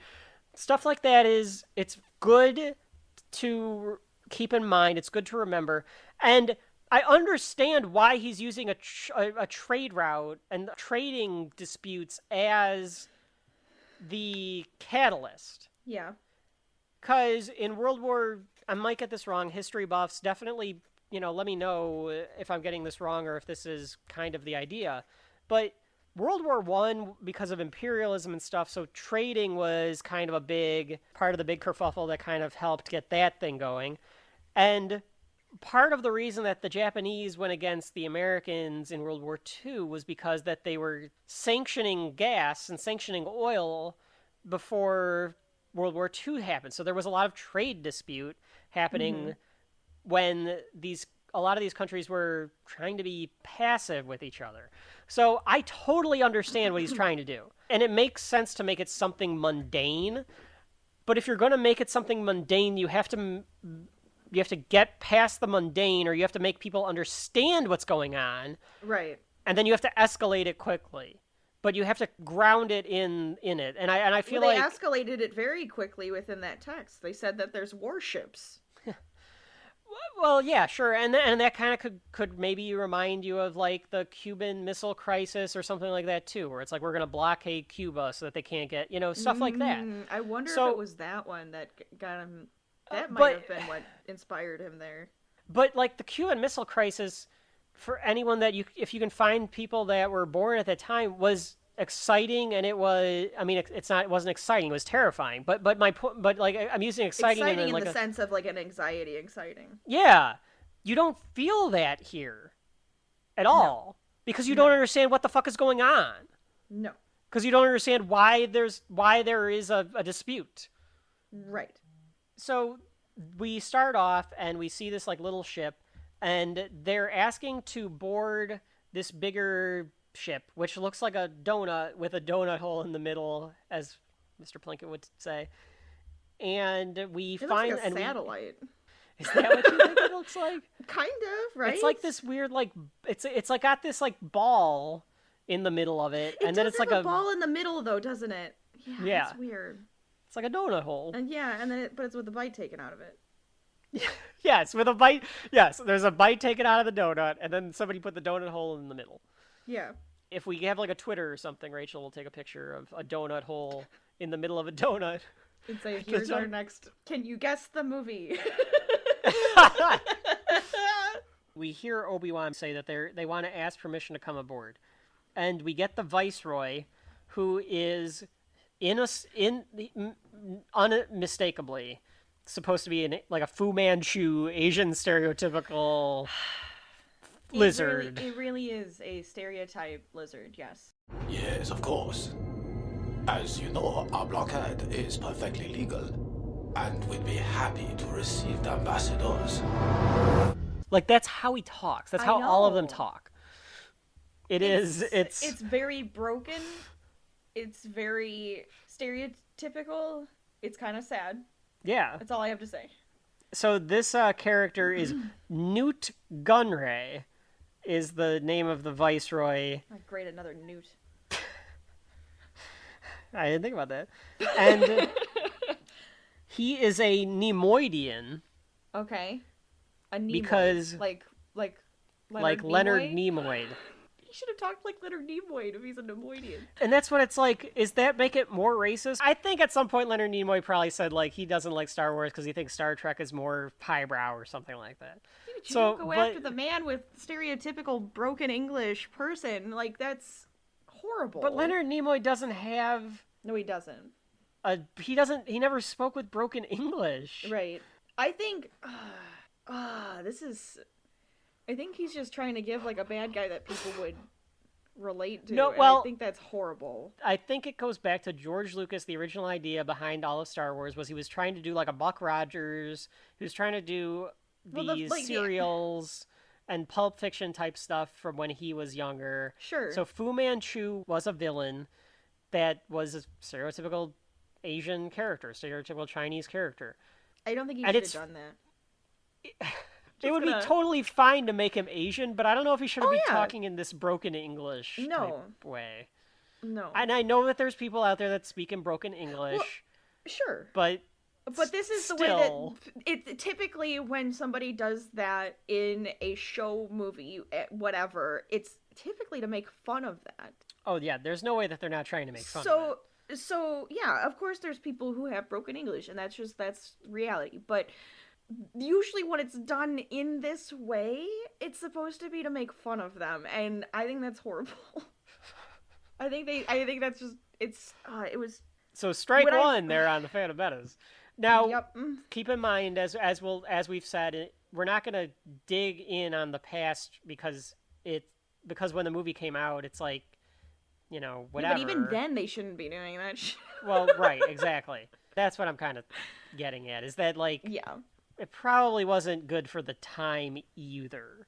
Right. Because if you want to say something like, oh, it's an 80s movie and it's fun and they didn't portray gay people right then or whatever. Yeah, it does look kind of like, it does kind of make you go like, ooh, that's kind of outdated. But you don't go like, we're going to burn this movie because, of whatever, and we're not going to burn the movie because of that. But we're just pointing it out because it probably was a little outdated at the time, too. Certainly outdated now. We can go in the other direction, too, of making things too sterile so that it does appeal to everyone. For the lack of a better word, PC. Yeah. So anyway, they board the ship. They land their ship onto this bigger ship. Because I guess them and the Jedi, these people that are with them and the Jedi just think that this is kind of a mundane task to be put on, so who cares? We're just going to land on the Viceroy ship here. And the Jedi are taken into a room by a protocol droid, like a C-3PO type droid. Yeah, interesting droids. These are interesting, yeah. Well, it's just a C-3PO droid. It's a protocol droid. They're like mass-produced. It was a C-3PO. It wasn't the other... Not the fighters yet. No. I'm just talking the about flatter faces. Okay. The chicken droids. They look kind of like chickens to me. Yeah. I was thinking, yeah. And the first line that Obi-Wan Kenobi says is, "I have a bad feeling about this." So right from the get-go, you have the opportunity to say, well, no shit, Obi-Wan, you are in the Phantom Menace. So of course you should have a bad feeling about this. It just starts off on just like the wrong foot here by having that as the first line. I have a bad feeling about this is Obi-Wan's first line, and he's right. Yeah, he is right. And then Qui-Gon Jinn, who's played by Liam Neeson, is like, oh, nothing's wrong, everything's fine. Qui-Gon Jinn, this whole movie, just comes off as just this reckless idiot. He's a liar, he cheats all the time. Obi-Wan is like, dude, I feel like something's wrong. And he's like, what are you talking about? There's nothing wrong here. Neutral. Just sit down and just be in the moment. It's fine. He's definitely a chaotic neutral. I'm not gonna lie about that one. Yeah, it's like kind of weird. It's a little strange. And it's such a slow movie, and this beginning part really, really proves it out, because like everything is happening and nothing is happening. Nothing is being explained to you. We're just like going back and forth between... The scenes are very quick. They're very staccato. They take like 2 minutes, and then you end up into like another scene, and then you go to another scene, and it's like one line, and then it jumps to another scene. With those fucking wipes. Stop with the wipes. It is annoying, and it looks stupid as hell. I couldn't stand it. So... Feel better? I'm going to be doing that a lot, I have a feeling. So, suddenly, out of nowhere, they sense fear. Because we find out that Darth Sidious is in on it with the Viceroy, the Nemoidians. And he's telling them, like, there seems to be Jedi here, or whatever. Because they are like, crap, there's Jedi here. And they're terrified of the Jedi. So they send the protocol droid to, like, give them a drink, I guess. And the Jedi are like, oh, why is it taking this long? But we don't have any sense of time has passed. Right, there wasn't any sense of time. So, like, wait, you just were waiting for 30 seconds, or has it been an hour? I have no idea. So... Like how you just literally facepalm just then. So Viceroy is asking Sidious what to do, and Sidious says to kill the Jedi and to begin the invasion of Naboo. Right. So now it's not just them being a wall of warships. They're invading the planet? Yes. Okay. I guess. And one of the Nemoidians, I can't remember if it's Newt Gunray or one of the other Viceroy people or whatever. I wouldn't know any of their names. So it doesn't matter. Newt Gunray is the head one with, like, the big red... He's got the red cloak. Okay. So red cloak. Yeah. So he says, is that legal? And I'm like, is it legal to land troops on the planet? No. Wait, he was saying, is it legal? When what they're doing is, like, rebelling and doing something on the dark, like, bad. Like, they were doing something bad. Is it legal for what we're actually doing? Should we actually do this yet? I don't know. Should we check to make sure? It's fucking stupid. Is it legal for us to do this on, like, the bad guy side? Maybe it's not a bad guy legal thing to do. No, I don't No, I think... Because Sidious keeps asking them to get a treaty signed. Yeah. So I don't know, and I don't know why he wants that treaty signed. I don't know what's in the treaty. I don't know what the treaty is going to do, but he keeps telling them to get the treaty signed, and he's gonna, and I guess they're gonna escalate getting the treaty signed by illegally deploying troops. When is there ever a legal time to deploy troops? Yeah, really. I don't understand this.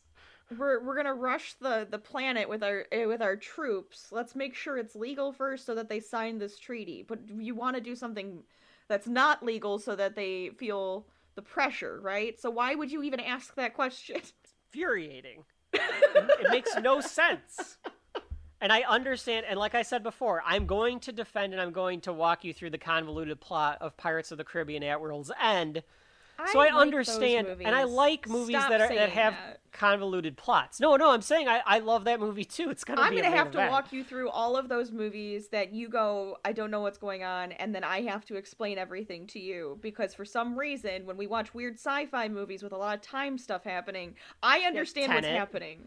But Tenet is a very good example. Yes, but Arrival, another good example. But this just seems Pirates of the Caribbean or Tenet or whatever. It might be convoluted, but you can understand it once you kind of break it down and you understand what people's motivations are and you understand what the characters are trying to do. Right. I don't understand what any of the characters are trying to do here. Right. I understand what Sidious is trying to do, ultimately, but I don't understand how this path of events is going to help him do it. Sure. Sidious goes, kill them all. Or kill them immediately. Is talking about killing Obi-Wan and Qui-Gon Jinn. So they have a drone blow up the ship that they came in on. And they flood the room with some type of gas. Yep. And I guess they wait 5 seconds. And the Viceroy is just like, they must be dead by now. And I said it in the most non-stereotypical way I could have, that it sounds like an old karate movie or like taekwondo movie or whatever like a dubbing. Yeah, a Japanese exploitation kind of thing. Yes, yeah, absolutely. I think that's what they're going for. I think that is what they're trying to do. Yeah, I think that is. Yeah. I just that part bugged me. Because it just seems so weird. They like, open so, the... like, too much. They open the door, and they have all these, like, chicken droids that are going to kill him. Which, in the documentary and in the Plinkett Review and everywhere, you have George Lucas saying that, you know, these droids are kind of useless. The Jedi just cut through them like butter. Which, right. I have a problem, even in, like, the MCU, when you have... I mean, they're not... Little droids don't, like... I'm thinking of, like, Age of Ultron. Yes. Where it's, like, you have all these Ultrons just getting, you know, blown up and stuff, and it's like, it takes the stakes out of it when it's not... When the character doesn't have to care that they're taking something out because it's just a droid. Like, it doesn't matter. I don't like it in that movie That's why either. I didn't like Ms. Marvel, period. Well, she's taking out... I don't remember what she's taking but out. she had no flaws, so it didn't matter. Okay, but that's a different problem. I'm talking about, like... Well, neither do any of the Jedi. The Jedi have no flaws, do they? None of them have any... No one in this movie has a character, okay? So it's not like... This isn't just the Jedi's problem. No, it's true. The only character in this movie is Darth fucking Sidious. And he doesn't really have... and Back up. It's fine.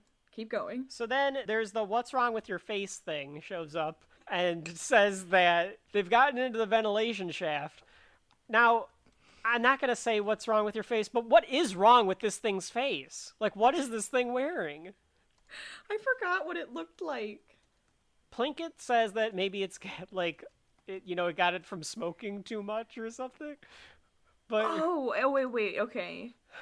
It looks like it has goggles on and, like, a breather for a scuba tank. Yes, exactly. Yes. Why? Oh, yes. maybe that's because of the gas. So it's literally a breather, right? But they're not in that room. They're on, like, the deck. Yeah, what's wrong with your face? I don't understand. Why are you wearing that? Why are you wearing that? I mean, that's a very small problem, but because it's such a famous thing, I felt like we had to mention it. All I had to do was type in what's wrong with your face, and it immediately came up. Do you know that? It's amazing. Because it is. It's a very famous thing. So, anyway, they charge to the deck. Obi-Wan and Qui-Gon do. Qui-Gon ends up trying to cut through this door. And Viceroy tries to make it even harder for them to get through the door.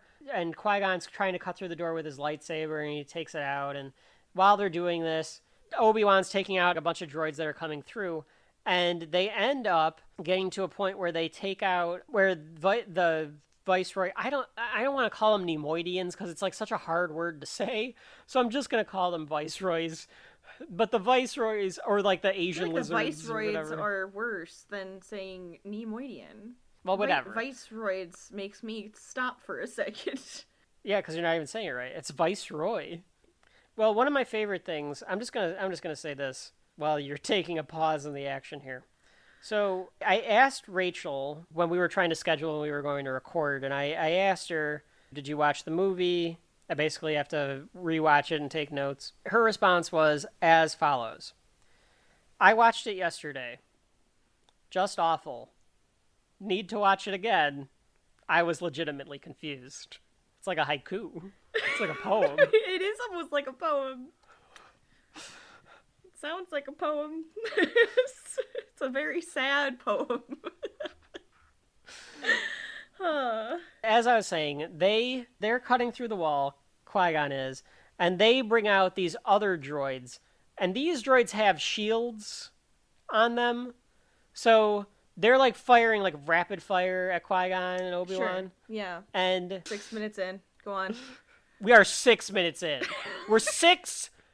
We are 6 minutes in. Ladies and gentlemen. Oh, man. So they decide that they can't do anything about this. They can't take out these weird things. So they decide that they're going to, I guess, just zip past to get away from the thing.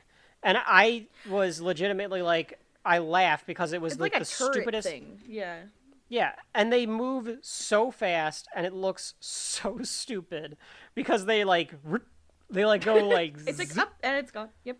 Now this is going to come back to mean something later because they show that they can do this crazy like zip.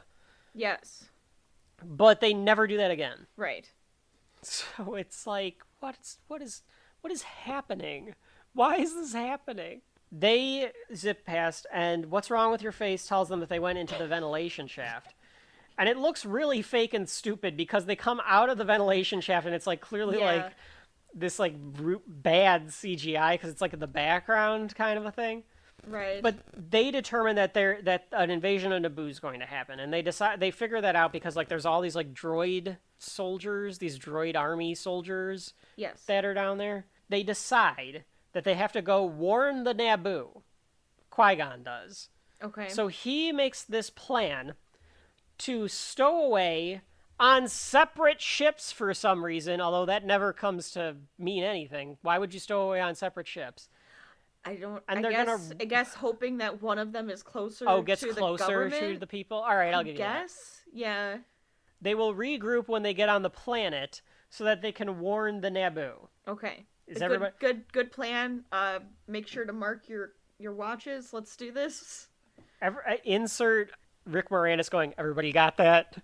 from Spaceballs. Yes. Everybody got that? We cut away from this to Padme. So here's our introduction to Padme Amidala, the Queen of Naboo, who's bragging to the Viceroy that he's basically being a dick, and she has the Senate on her side. Right. So the Senate is going to make you negotiate. You're going to have to stop doing this. What they're doing or why they're doing it, we had never learned, I don't think. Sure. But we wipe away from that really quickly. Like that, like she's there and she's gone. Like we just wipe away really very, quickly. very quick. But we do kind of see Padme, so I guess we can describe what Padme looks like. Oh boy. Do you want to describe Padme? Because you did that. Oh boy. Well, okay, so they make her very geisha-like, honestly. Yeah, I in think the that's face. the look. So it's like it's all white makeup, and like the lip is like they do the little red bit on the lip. And then her outfits or her costumes are very elaborate. Which they have a whole thing about the costumes in the like the behind the scenes stuff. And but it's not like she has one look and she's the queen, right? So this is the queen's look, and that's the way it goes. Her headpiece, her everything is just a lot. It's a lot. Is the rest of but nobody else of the people do this, right? It's just a royalty thing? No, it's just the queen. Yeah, it's just a like royalty thing. I don't know if it's supposed to be like... I think you're right about it being geisha. I was wondering if it was like a Queen Elizabeth or like that type of time frame thing. Oh, like where they have like the big collars. Yeah, and like they always wore like a lot of white powder. But like Queen Elizabeth wore a lot of white powder because she was If you hideous. go with like the French government, they did wear a lot of white makeup. Right, but it wasn't a lot of that because, like, Queen Elizabeth did it because she had smallpox as a hid and was notoriously so they were ugly. hiding diseases. Yeah, because they were all inbred and gross. No, it was all their livers were all failing and stuff like that. So because they were all yellow, I think they changed it to a white. I don't know. It was so maybe that's the idea behind it too. But and she talks very monotone. The sickness. Viceroy, the Senate is on my side, and you're not going to be able to do anything about it. Viceroy. You're going to file at this Viceroy. She keeps a very stoic face, no emotion. Which sucks because there's no emotion. You can never tell. You can never tell what her opinion is. Is she upset in this moment? I don't know. Is she like happy? No idea. Again, is this just a very political royalty thing? Where they have to have a deep voice, they have to have a specific way of speaking. I mean, again, with Queen Elizabeth, she did drop her voice octaves as she was the queen so that people would take her more seriously. I have a theory as to why too. It could be a monotone voice, but you might be on. Is it? Something. It's I guess I should. Is it because she's not herself half the movie? Spoiler alert. It's no, just we mentioned it. We mentioned it it's in just the odd. behind the scenes part, but yeah, I know. Then I wrote down so then we get. Is that supposed to be her hair? I don't think it's actually her hair. I think it's supposed to be like an extension of it. Like, her hair is not that long. Yeah. Okay. Yeah, I think they took horse hair that was brown, and they were like, "Oh, we'll weave like this big thing. It'll make you look like your hair's like super poofy or something." I don't know. I can't tell what the look is. It's kind of like the dinosaur that opens up its like sides. The Dilophosaurus? Spits at you? Yeah, the Dilophosaurus. The one that spits at you, you know? But she has a different outfit on in every scene. Yeah, this is true. So we get a bunch of, I guess, what it would be considered the Naboo government, and they're discussing the blockade. And we get a look in hologram form of Senator Palpatine, and, oh, so what's going on down there? Because Palpatine is on Coruscant, which is the capital city of the Galactic Republic. So he's not there with them, and he gets kind of cut out. Now, I'm going to say this here because it's the first time that you see Palpatine. Yes. And there was once, and I can't remember what I saw this on. I think it might have been that one weird Reddit page that does like the prequel memes. Those like people that like actually truly do love these movies. And someone posed a question. When did you first realize that Palpatine, spoiler alert, is Darth Sidious? And I could only think, like, were you 5 years old when you watched this movie? Because it's fucking obvious that it's Darth Sidious. Because they have the same fucking voice and the same mannerisms. They're not trying to hide it from you. I don't think that George Lucas is trying to hide that this is Darth Sidious, right? I mean, Palpatine does act a little bit more weaselly. Oh, he definitely acts kind of weaselly. He's manipulating the entire time, which right. I mean, he is the Phantom Menace, unless you're one of these weirdos that thinks that Jar Jar is. Yes. I thought he's the Phantom Menace. I thought it was the horns. Oh, Darth Maul? Black and red guy. Darth Maul. No, he's not the Phantom Menace because he's not behind the scenes. He's not the Puppet Master. That's the true. Puppet Master is Darth Sidious. So he is the... Yes, unless you believe the Jar Jar is a Sith theory. Which, don't get me fucking started. Oh, I kind of would rather that be the movie. Yes, of course you would, because it's a good idea, but that's not what's in this fucking movie. I just feel like the Phantom Menace himself is not in this movie often enough for me to know that that's what the movie is about. I'm dead honest about that, because I really, quite honestly, did not understand the title of the movie and how it went with this whole thing with going on a speed race and talking to Jar Jar Binks and his friends and company, and then ending up with just like, it doesn't... There's so many, like, we're going to go here, we're going to go there, we're going to go here, and it has nothing to do with the main plot, to your point. I was serious. I didn't know if it was supposed to be Darth Maul or if it literally is Senator Palpatine and his little puppeteering in the background, because there is Senator none. Palpatine. So we're not even 10 minutes into this movie yet. Nope. The Federation invade. So the one guy with the big, like, handlebar, like, hipster mustache is like, it's an invasion, I tell you. We're gonna be invaded. And Padme's like, I'm not going to do anything that's going to lead us to war. So they invade the planet. The Federation invades the planet with what I guess is just a private army. Because there's no way that this is, like, a sanctioned army. Because it's called the Trade Federation, right? Like, it's the East India Company. Not to compare it to Pirates of the Caribbean again, but, like, it's the East India Company. Like, they're it's just not the trading company. They're not the ones with... state. Exactly. So they just have this private army? Seems odd. Seems weird that they would have a private army. Maybe not. See, I feel like that government might be up to something themselves. Do you think? You know? I mean, Jeff Bezos probably has a private army of droids. I bet Jeff Bezos has droids that look like the droids in this movie. Yeah, 100%. If he doesn't, Mark Zuckerberg definitely does. Oh yeah. One of the two of them. He doesn't. Elon Musk. Oh God, yes. Definitely does. He's taking his army to the moon. Yes, I actually believe that. I would believe that the whole reason he's trying to get to the moon is so that he can put his droid army on it, and he can actually make a blockade around the Earth.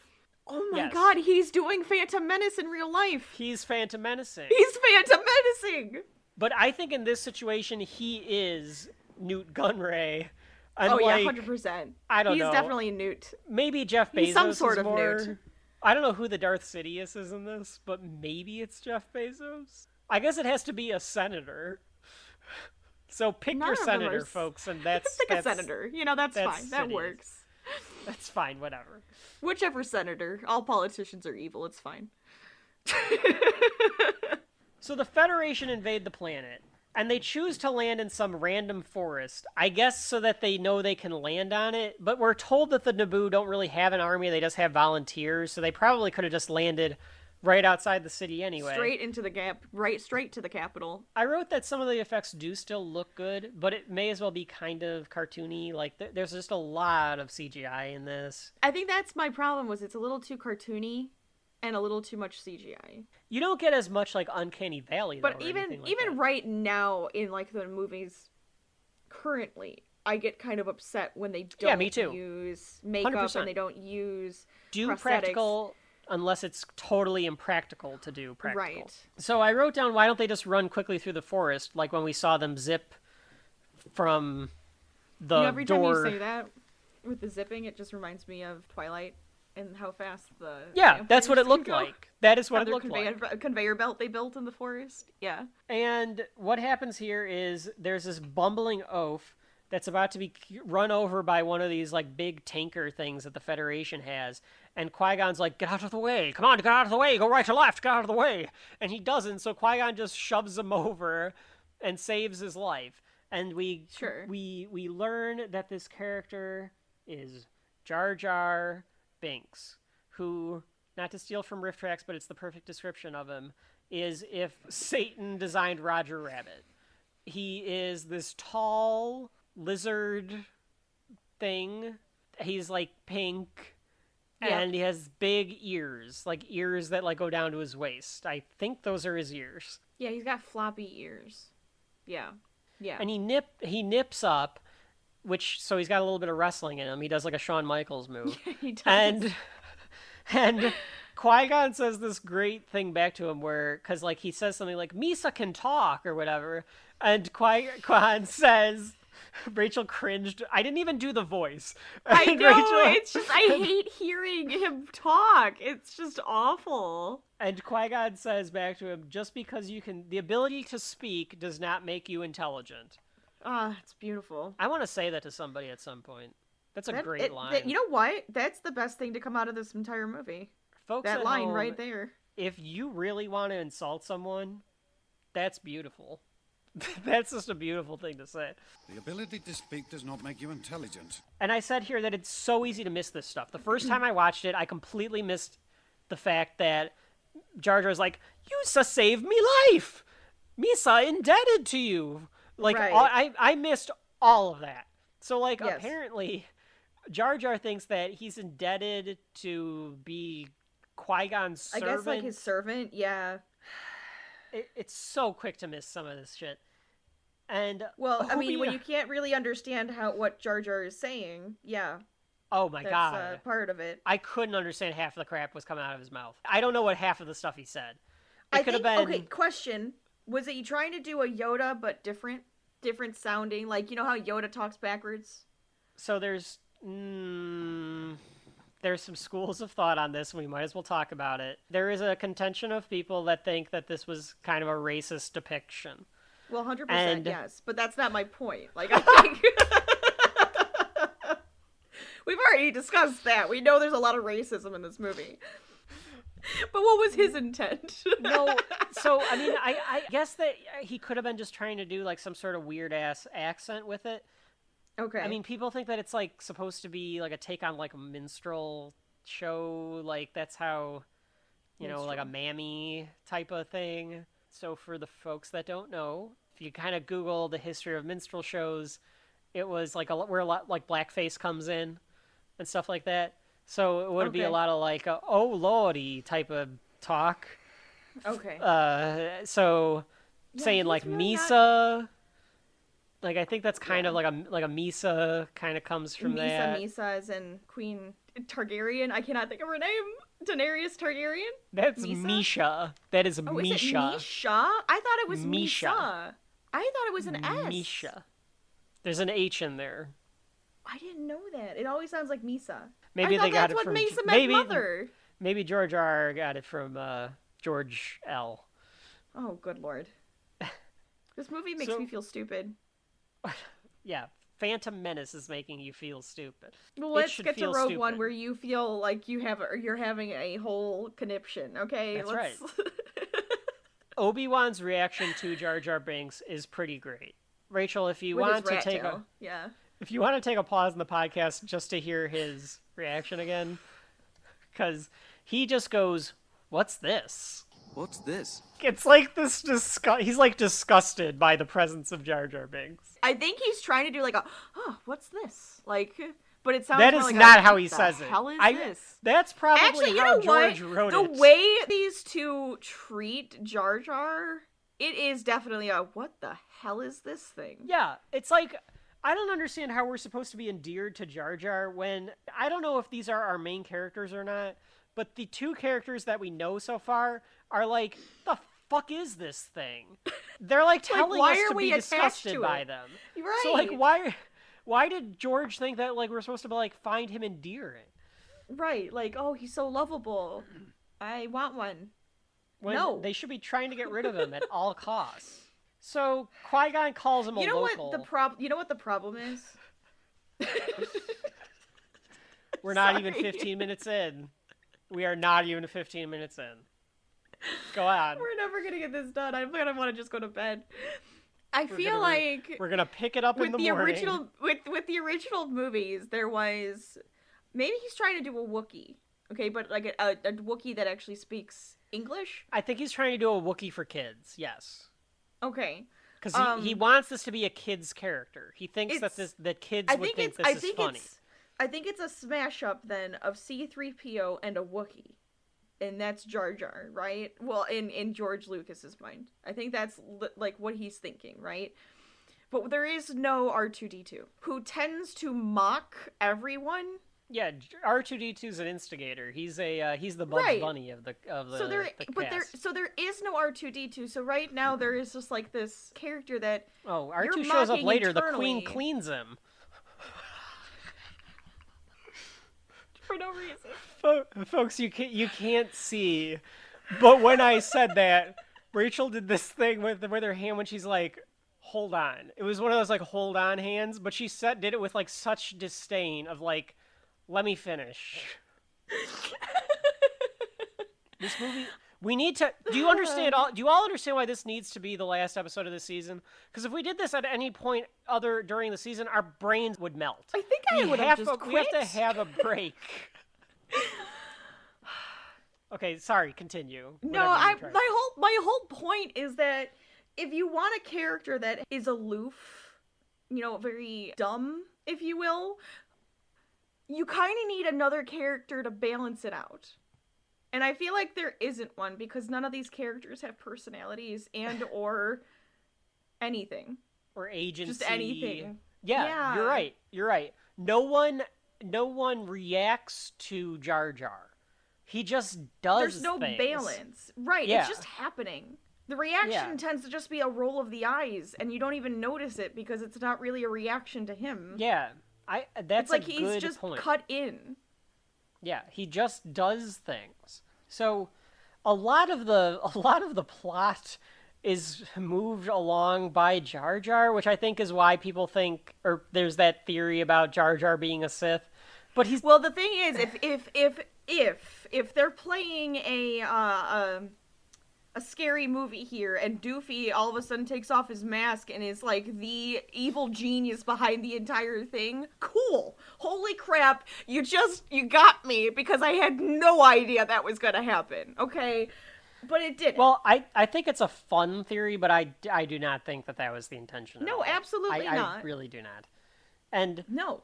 If you haven't watched that video, Rachel, like there's like I think it's on YouTube, like somebody breaking down like why Jar Jar could be a Sith, and it's isn't it a satire? It's just tongue in cheek. I don't think they're serious. Think the guy might have been doing it as a satire, and then it took off, and like now people think it's like any other conspiracy theory. It's that oops, I made something up as a joke, and now people take it seriously.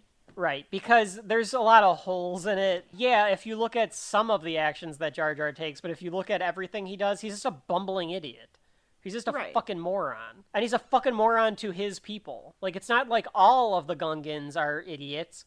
Jar Jar is a fucking idiot. Yeah, they didn't even want him there. They cast him out because they couldn't stand him. They cast him out. We're going to find out in a few minutes, even though we're only 12 minutes in. We're going to find out that they cast him out because he's just too much. I think he was lying. I don't know what he did because they were going to arrest him. They tried to arrest him. They were going to kill him. They're like, oh my god, there he is. Murder this man. Chop his head off. We're killing him. He came back. I don't think it's just because he's clumsy. I think he did something horrific there. And I kind of want to know that. I think he says when they're He says it's because he's clumsy. No, and he like broke in the something. speeder, he broke something. I think he killed people. I think he broke something I think he did like mass murder. By accident, apparently, but maybe he didn't. Maybe he wanted them dead. I don't know. He could be an evil genius for all I know. I have no idea. I don't understand the character because it has no development. So Jar Jar tells them that there's a safe place that they could go to Gungan City. They like, oh, all right, well, we'll go there. And then Jar Jar's like, oh, no, Misa can't go there. And it's like, well, you fucking brought it up, you goddamn idiot. Why would he bring up a place that he can't go that's not safe for him? Because he's a fucking moron, that's why. That or he saw an opportunity. That's right, to get back. These two will get me back into this place. Because he's actually a genius. Exactly. Right. Yeah. So Dexter Boy genius here. Got a genius over here. So they tell Jar Jar that the choice to go to the city is better, and now suddenly we're diving into the water. So if you have not watched the movie multiple times, or if, Rachel, I cannot imagine you had any idea what the hell was going on. We're just going from place to place, from scene to scene. And, like, think about the original Star Wars. It's very clear what everyone's motivations are. You have one start, you go to one location, and then you get a little bit more characters, and you stay in that location, and you get a little bit more development, and maybe you go back to the second or third location. But there is nothing like this where you're going from spot to spot to spot to spot to spot. Right. There's so much going on, and nothing going on at the same time. And a lot of dialogue with not enough actually doing something. Why does Obi-Wan have a rat tail? Because all the Padawans have rat tails. I don't know why. I just hate it.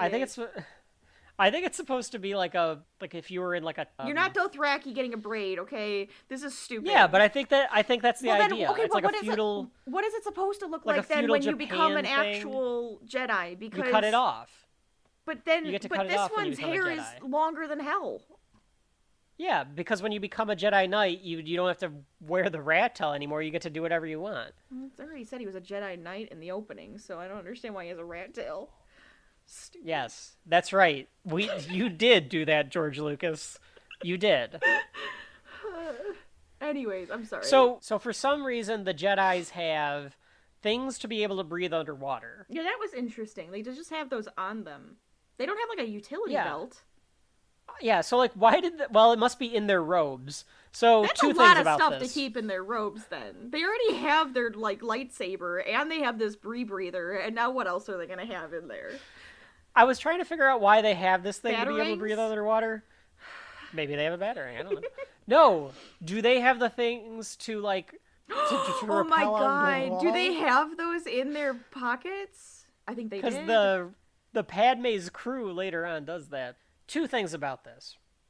One is, why did they have these underwater things on a mission when they were going to a spaceport?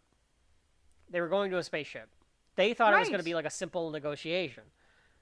And the second thing do they always have to be ready for water? It's like the one thing you can't move as a Jedi with your mind. Was Noah a Jedi and he was able to part the waters? Like, I don't understand. That's a hell of an idea. And I think you meant Moses, by the way. I said Noah. God damn it. I ruined it. Just put you saying Moses. Moses. And just cut that there. The second thing about this is they go in with these heavy-ass robes on. Oh, yeah. Underwater. Talk about, like, taking your time and dragging. That would be difficult. Like, I would imagine just get rid of the robe part and you just have, like, the white tunic on underneath, right? Yeah. Like, what's wrong with that? Yeah, I don't like, just wear your tunic. I guess because you have all this crap in your robes, you need to take them with just in case you... Yeah, but now you're truly weighing yourself down when you're swimming through the water to this underwater city. Why do they live underwater? They don't... Can Jar Jar breathe underwater? I think they're amphibious. Okay. So, yes, I think Jar Jar can breathe underwater. Yes. They're kind of like frogs. Okay. Or, yeah. So, Toads. Rifftrax has this... Yes. So Rifftrax has this great line about seeing the business end of America's most loathsome character, because you just get a crotch shot of Jar Jar as we're swimming down to the Gungan City. And then they enter the Windows screensaver bubble, and there's a whole city of Jar Jars. Yep. Now, I will give it this. It looks pretty good. It's interesting. It looks good. Here's the lost city of Atlantis. It's a very interesting design. Yeah. It looks good. I thought it looks pretty good. Here comes another one, and just in case we thought that Jar Jar was the only one that talked this way, we get some guy on a camel thing, horse thing. He tells Jar Jar that he's in big doo-doo this time. Yeah, the childish words doesn't really make me understand the cultural race that is the Jar Jars. Gungans. Or Goongas, or whatever George accidentally called them when he didn't know what to call them. So they say they're going to take him to the bosses. Wait, I just noticed something. God, this movie is very racist against Asian people. The Gungan has a Fu Manchu. Oh, does he? That's interesting. I didn't realize that. The frog? Oh, no, the guy on the horse. Right? Mm-hmm. I don't think the Gungans are supposed to also be Asian. I don't know, but look at his mouth. Yeah. I mean, to be fair... Yeah. Like, I was thinking catfish, and then I went, wait a minute. Oh, yeah, maybe it is supposed to be. But maybe it's a catfish. I thought it was more like a Hulk Hogan style Fu Manchu. Oh, yeah, that's true. Like, that's what I thought of it. So, going against the southern people, then, I see. No, just like is he Venice Beach. He's Florida. He's Tampa He's Bay. Floridian. Oh, going against the Floridians. Yes, Hulk Hogan is definitely a That Floridian. makes sense. That makes sense. Suddenly, now. Rachel's life Suddenly, Rachel understands the Phantom Menace. She gets Usual Suspects now. Can I ask you this I liked before the we Usual move on? Suspects. 15 minutes into this movie, and probably 2 hours into this podcast, were you more confused about this movie or the Usual Suspects? No, this. Okay. Usual Suspects, I understood. I kind of got it, right? I kind of figured it out. This, it's just awful. It's the only way I could describe it. I just don't understand. I just didn't. So, suddenly, we are in front of a fat frog who talks like an idiot too, just in a slightly different way. And that's kind of how he talks. And well, you almost sounded like Jabba the Hutt. I know. He's kind of close to Jabba. He's kind of like Jabba talks a little bit more intelligently, though. That's true. He does. This one's like, like that's this frog. Yeah. I don't even know who it's racist against. Well, you know what's weird is that he doesn't look like the rest of the Gungans. That's what I don't understand either. He's a big fat frog. I think that maybe this is another hit to royalty, because back then, right, if you were fat, you were rich. Maybe that's what's happening here. You think that the Gungan city has some serfdom going on? I think it might. And it's the only thing that makes sense. The corpulent lizard is taking a lot of... He says they don't care about the Naboo. I hate that. Oh, no. When he does that, I wrote, oh my god, this fucking frog. That was my reaction to him doing the shaking his face and spittle Well, coming out. that must be his thing, right? Is he doing like a? Is he Nixon? Oh, you think it's a character quirk? I'm just trying to understand. I was trying to figure out if it was a character quirk. I can't tell. That's interesting. I thought it was a cultural thing, like spitting on the floor to like as a sign of peace. Like I didn't know what the hell it was. But he's the only one who does it. He's the only one with cheeks. Because the rest of them have like beaks. Yeah, they all have beaks. His So they beaks got jowls on them. Yeah, he's got some jowls. This guy's got some jowls on him. I just don't. So Qui-Gon has no ethics. He's using the Jedi mind trick. He uses the Jedi mind trick all over the fucking place. He's using the trick to get a speeder. He's using a trick to be able to take Jar Jar with him. Right. He's such a liar and a cheat using this Jedi mind trick. And I know that Obi-Wan uses the Jedi mind trick like right away in A New Hope. But there's an actual reason he uses it against a stormtrooper. Right. And he uses it A so that bad they can guy. keep like a bad guy so that they can keep undercover. Obi-Wan and Qui-Gon don't know what the problem is yet. They don't know what the extent of the issue is. They don't know what the extent of the invasion is or whatever.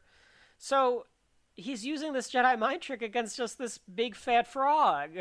And because he's using it against this fat frog, you know he's using it all the fucking time.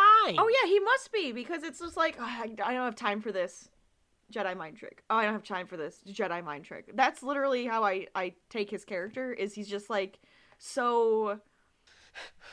I just feel like I'm trying to think of a word that describes him, and there isn't one. No, you're right. I just feel like he has like such disdain for everything and everyone around him that it's just like, I don't have time for you. Get out of my way. You know, like that's what he comes. I need to get to the Queen so that I can warn her about the Federation. Jar Jar decides that he basically convinces Qui-Gon and Obi-Wan to take him with, but then he kind of is against it because he's like, and I'm going to say this regularly, but this is how he says it in his voice. Yep. Okay, ready? Beta dead here, den in the core. Because what we learn is that the easiest way to get to Naboo is through the planet core.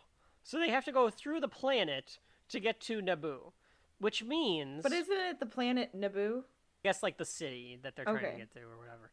So that means that Newt Gunray and company landed on the opposite side of the fucking planet. Oh my god, they did. And they're just walking on the surface? So this is why it takes so damn long for this entire movie to keep going, is he's like, oh, crap, I landed on the wrong side of the planet.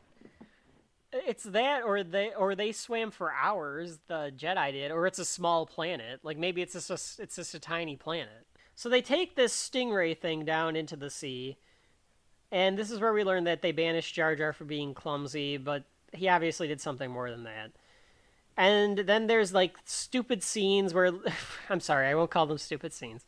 There's pointless scenes where these fish are trying to catch them, and then there's, like, a bigger fish that catches that one. Oh, I love the line, too. There's always a bigger fish.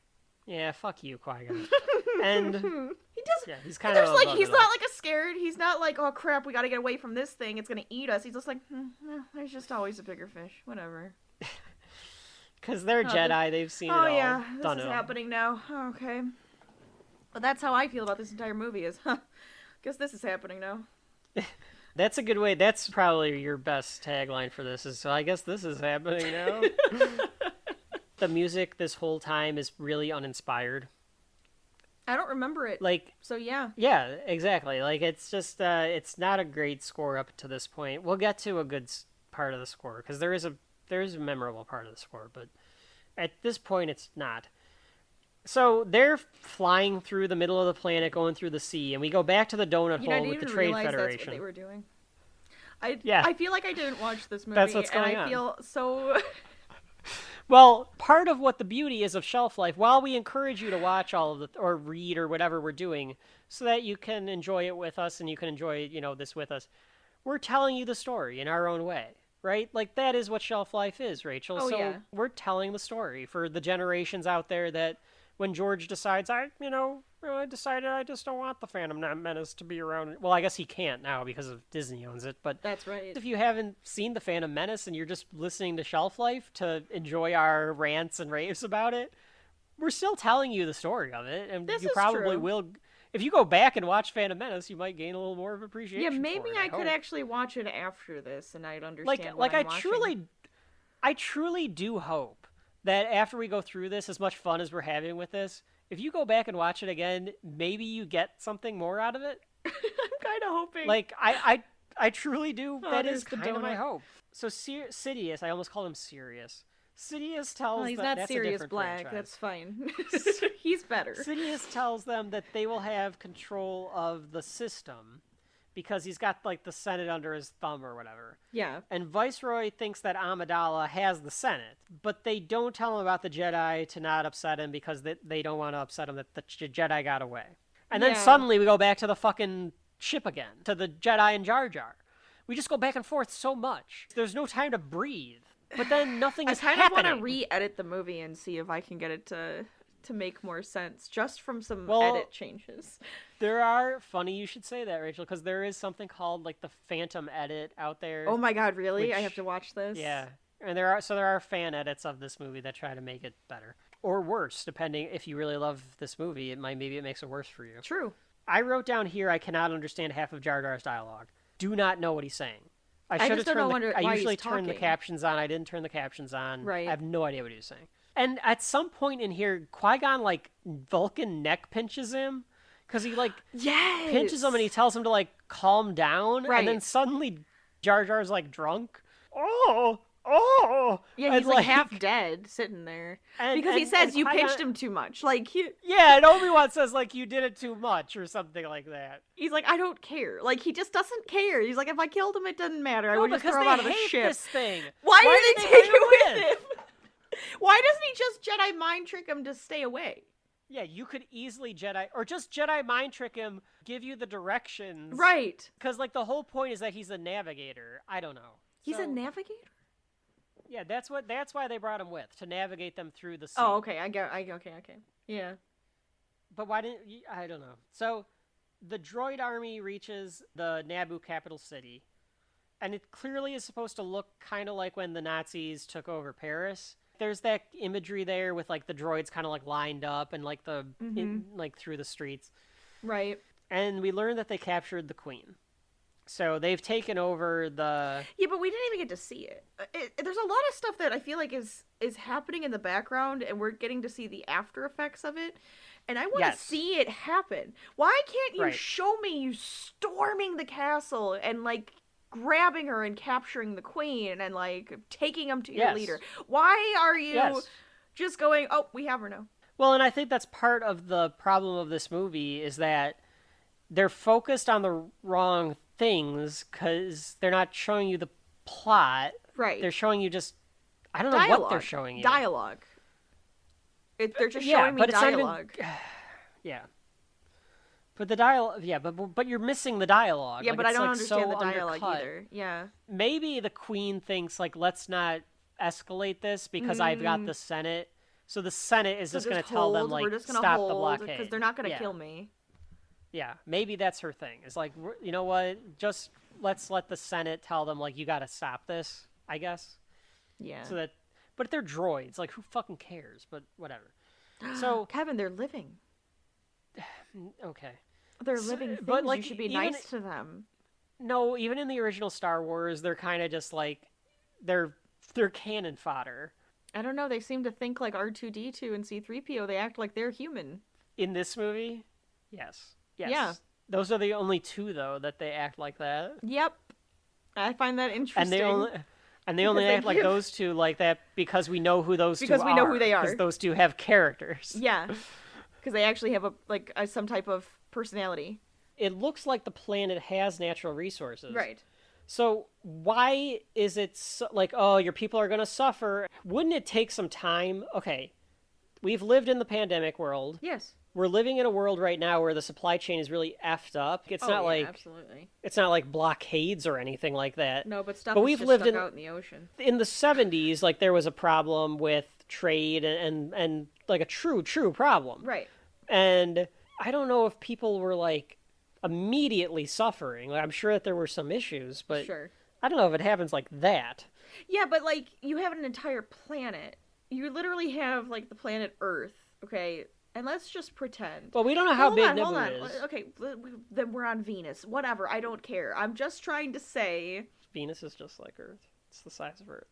Which one's smaller then? Mars is smaller. Mars is smaller. We'll go with Mars. Okay, let's say we are now on Mars, okay?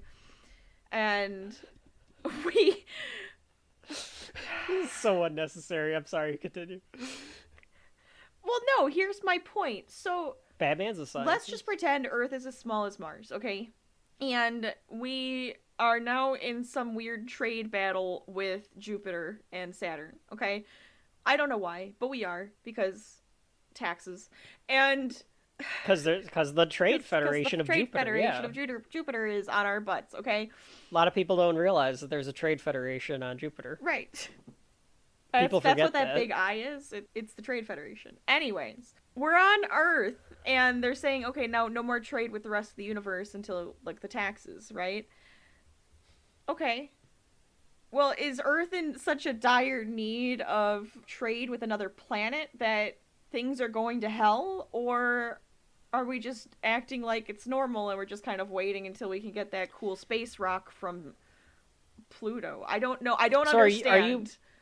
Are you potentially implying that there's already like a depression going on Naboo? There must be, right? There must be something. Issues right now with the planet and the entire community and like the Republic. Right. Wouldn't it be interesting though if they kind of showed that? Yes. Like, I hear you, and it makes sense, and that's kind of what part of the thing that led to World War II was. That would be interesting. But like even the government doesn't know that there's an issue. There's an issue. We know that there's an issue. They keep saying there's an issue, and she goes, I didn't know. Well, are you kidding? Are you kidding right now? Because you have people surrounding your planet right now, and you're in a dire situation. If you're in a dire situation, there's a problem, and you must have known about it. That's why I don't know why are they making an example of Naboo? Is Naboo the one that caused the problem? Is there a recession or a depression going on throughout the galaxy? That is an interesting idea, Rachel, to make it almost like we're on the crux of like a Black Monday I shouldn't laugh at that, situation. But when you say Black Friday versus a Black Monday, man. The real connotation of that is when the Depression happened. Sure. Which leads into fascism in Europe and everything else. So you could have tied that together. I don't think that it doesn't appear that there's anything wrong with the economy of the galaxy. But that seems odd as well. If there wasn't something wrong with the economy of the galaxy, why is there a problem with the trade? Right. There's something wrong with the Trade Federation, and yeah, it's almost like it's a half-assed idea. Yeah, it's almost like that, isn't it? You said that with so much disdain. Did I sound too much like Qui-Gon for you there? Because every time he speaks, he just sounds like he just doesn't care about anything. That's halfway because I guarantee you that Liam Neeson figured out a long time ago that he shouldn't have signed that contract. I should not have signed on to this. Should have signed that contract. Oh, God. I remember in my memory, because like I said, I don't really remember like my feelings about the movie, but I remember thinking that Qui-Gon is a better character than he actually is. Yeah, but you always make shows and movies better than they already were in the first place, which is something that if you haven't noticed too. That I read a book, and half the time it's crappy, and I try to make it better. So it's your fault. You have to do it. The Green Ranger saga from the Power Rangers is one of the most epic things. Oh my God, it's amazing ever. And it's probably in my head. It's probably not because you taught me what it was, and now if I go back and watch it, it's just not anymore. I mean, it's on the list. We'll get to it. So the Jedis intervene because they're going to take the Queen to Camp 4, whatever that is. Because I guess they're rounding up the Naboo and putting them in camps. And Interesting. They take out the droids. Now we're really going to parallel it there. Well, right? I mean, they say take them to Camp 4. Oh, that's true. That is a line of dialogue. They take out all these droids, and now the security that was around Amidala is armed. So they decide to get a transport. Qui-Gon says the word transport like 1,000 times in the first 20 minutes of this movie. It's always like, do you have a transport? Can we get a transport? We need to get a transport. And they decide to get a transport. He just wants out of this movie. We just need to get out of here. That's right. I'm going to remind all of you that at this point, Liam Neeson has an Oscar, and Natalie Portman also has an Oscar. So we're talking about good, if you take that as a metric for acting. These people can act. They're not being given a lot to work with. Right. I would argue that Natalie Portman is not good in this movie. She is not good. No, she's not in this movie. She's not top tier Natalie Portman in this movie. And maybe she just hasn't learned. I mean, she's young. She's a kid. She's what? She's 16 or 17. We were saying so. Right. You know, it's never talked about that she's young. Yeah, sure it is. Is it? Sidious says it at some point. He says like she's young. She's a young queen. Yeah, but they don't say like she's a child. She's a teenager. She's a child. She's not an adult. Even if you were just a young queen, like you were like in her 20s, sure. But she's like a teenager, and she's gonna get with little Anakin later, so it's even creepier. Yeah, I didn't know when we wanted to go through that part of it. Do they age differently on Naboo than they do in Tatooine? No, don't even start with that. These are all humanoids. They're all humanoids. So they're all still based off of Earth years. I believe so. They have forever been aged off of Earth years. However, Earth doesn't really if you're exist a humanoid in this world. It's just in a different it's in a different galaxy. We're in a galaxy far, far away. This is in a wholly different. I don't know how humans got to this galaxy, but well, yeah, they're because humanoid. it's in the past. So I truly do not understand. Maybe humans came to Earth from one of these planets. From Tatooine. Or Naboo. Wait, so now we're just Scientology. Yeah, that's right. Yes. Scientologists should believe in Star Wars. Wait, that's literally what it sounds like to me, though. So, folks at home, if you are a Scientologist, do you believe in is Star Wars part of it? Can you explain the Phantom Menace to us? Because it's like, I assume it's like part of your... Wait, that would be perfect. We need to get somebody on here to help us. No, it wouldn't. No, it wouldn't. Don't worry. Don't encourage it? Okay, I'm sorry. Here's one thing I will say, though, about the Queen. This is where I could tell it was Keira Knightley. Yeah. If you know what Keira Knightley and Natalie Portman look like, this is where I was like, oh, there's Keira. Like, she's the Queen right now. Yeah, you can see Natalie Portman behind her. That's why it's like, right. I never knew it was Keira Knightley because, for one, it never looked like Keira Knightley to me. It still doesn't. I'm staring at her right now, and it just does not look like Keira Knightley. And there she is. There's Natalie Portman giving her the eye behind her. But I just don't see Keira Knightley. I will say that the two of them do a decent job throughout the movie of giving each other glances. Oh, yeah. To kind of be like, should I say something? Sure. You kind of also think that that's like her main head maiden, and she just needs somebody to talk to sometimes. I almost want more of that to be I would love to have more of that. To have Padme side-eye the Queen every once in a while to almost give like a signal of what Keira Knightley should say. Because why does Keira Knightley doesn't know what she's supposed to do? She's taking her orders from Padme. Right. But I do think I have a theory on why she's so monotone. Okay. So, if you are the Queen, and then you have all these decoys, and you're trying to throw people off of who the Queen is and who it isn't, talking monotone is not allowing us, the audience, to know when it's Keira Knightley and when it's Natalie Portman, because they both have to talk like that. In the same monotone voice. Right. Lifelessly killing scene after stupefying scene. I mean, it makes sense. It's just very odd. Like, nobody questions their queen is weird. But my alternative to this would be Keira Knightley and Natalie Portman are both actors. Mm-hmm. They were both around the same age, as we found out earlier. Sure.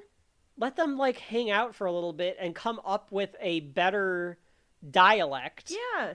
and let them both learn it together so that they can come up with the dialect to have the queen talk like that. Right. So that the queen can have emotion. Exactly. Because in real life, if you were to have a decoy, you wouldn't just talk like a monotone nothing, where you're not going to have... like. And I know I'm going to a little bit of a Valley Girl there. Have her talk like a fucking Valley Girl or something. Right. Then. Have something. Some sort you would of personality. Have some sort of personality. It's not like she's a drone. They act like she's herself a drone. Like, and the drones have personality voices. Like, their voices have inflection. Hers has nothing. It's at this point where I was taking notes, and granted, this is the second time in the movie where I saw this, where I wrote, I'm writing so much about this movie while it runs, I don't have to keep track of the plot because nothing matters. It's at this point in the movie, Rachel checked out. I checked out long ago. Well, get ready, because we're about to go somewhere else now. So the Jedi Which I didn't realize. Which... I thought we were still on the same planet. So the Jedi take some handmaidens and some security, and the queen onto a ship. They still have Jar Jar for some reason, and they fly off. And they need to get past this blockade, because the blockade's preventing ships from leaving. Sure, right. They start getting shot at by the Trade Federation's ships, and the thing shoots and hits the shield generator. So why didn't you turn the shield generator on in the first place? Right. How did it hit the shield generator? Why didn't you have the shield on? Right. If you had the shield on, it wouldn't hit the generator. This is clearly just to get R2-D2 in the movie. So R2-D2, and I know that we're making... Remember R2-D2? Right. And that shield generator thing is a nitpick. That's a nitpick that you could probably point out in other movies. But R2-D2 goes on the roof with a bunch of other droids. I do like seeing the droids get blasted away. I did laugh when like one of the droids gets just like shot off and it's like, wow! Or whatever. Makes that R2-D2 noise. Because R2-D2 is lovable and makes funny noises, but is still somewhat intelligent, unlike Jar Jar Binks. And R2-D2 fixes the shield, and they get past the blockade. The reason that this is important is because the ship gets busted up enough so that they aren't going to make it to Coruscant. They need to make repairs to the ship because it can't get all the way there with the shape that it's in after going through the blockade. Mm-hmm. So they decide there's like a nearby planet of Tatooine, and they can get to Tatooine, and it makes sense to go here because it's outside of the Trade Federation. So the Trade Federation doesn't go to Tatooine, even though I guess it's part of the Galactic Republic.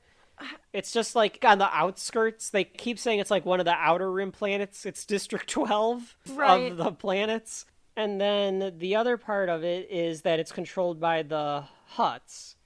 So it's like a gangster planet. So it's not like something that you would normally want to have. Right. Sidious, we go back to Sidious with Viceroy and company, and he shows off Darth Maul. And he's like, my apprentice, Darth Maul, will find the queen. And again, this is when he mentions that he wants the treaty signed by the queen. But why does he want it signed by the queen? I do not know. And what is on this treaty? What is this treaty? And what's on the treaty? What does the treaty do? So then we have R2 get special thanks from the queen, which just go listen to the... Like, why? Why? Why do we have to give thanks to R2-D2? Why does the queen have to do it? Why are we giving R2-D2 a personality and, like, human anything when we give no other droid thanks or treat them humanely? I don't understand. Correct. Harry Plinkett has the same questions, because I was just going to say, for more information about this scene, just go listen to the Plinkett review, because he points out that it makes no sense why you'd have R2-D2 be thanked by the queen, and it makes even less sense that you'd have Padme go clean it. If it was like a dog and it got really dirty, I could see like one of the handmaidens be like, oh, go wash this dog, like let's treat it nice, let's get it a nice meal, sure, because it's alive. This is a droid. I could understand it's a wanting robot. to clean the droid because you don't want its components to get screwed up. Why is he dirty anyways? Weren't they in space? Because he was out in space. Yeah. There was like, yeah, but they were like, he was getting shot and shit. Like, remember, like, all the rest of the droids were like getting shot off of the top? So he's dirty. All right. Space is dirty in the Star Wars universe, Rachel. I don't know what to tell you. I don't know. I guess they're outside of Tatooine, and if Tatooine is like their own little off-the-grid limbo planet that is out in the... Oh, he's going to be full of sand. I don't know why they're cleaning him, because he's going to get full of sand in a second. Man. And then she talks to So Jar Jar partially. Yeah, so we get Padme interacting with Jar Jar. I guess she it's just for laughs comedy. At it. She just laughs Yeah, because at we don't him. learn anything about Padme here. I don't think she knows what he's saying. I think she's just laughing at him because she's like, "Oh, okay, go but away." Like this scene happens, and we learn nothing about Padme. It just sort of is there. It kind of, you know what it felt like? Here's what it felt like. It's like, okay, I need you to go clean the droid. Tell him I need to clean the droid because the droid's carrying information that we need for this treaty business. No. None of that. Oh yeah, that would kind of make sense. It would make if sense if it was like and that's kind of like the first one where Princess Leia she puts takes the him thing to the in side and puts a thing inside of R2-D2. Yeah. So if she was like using R2-D2 to run reconnaissance or But R2-D2 just happens to be a droid that was on this ship. Yeah. Right?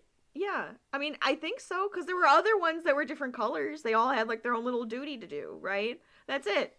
So, like, why is R2-D2 so special? You step in the big doo-doo this time. No, not doo-doo. Duty. Oh, God. Again, that's not a bad idea, Rachel, if R2 was some sort of spy or something for her. Where she could use R2 to, like, get a hold of they could bypass that communications issue that they're having. Exactly. Yeah. Yeah. Could have been interesting. Yeah. But that's not in the movie. It's not.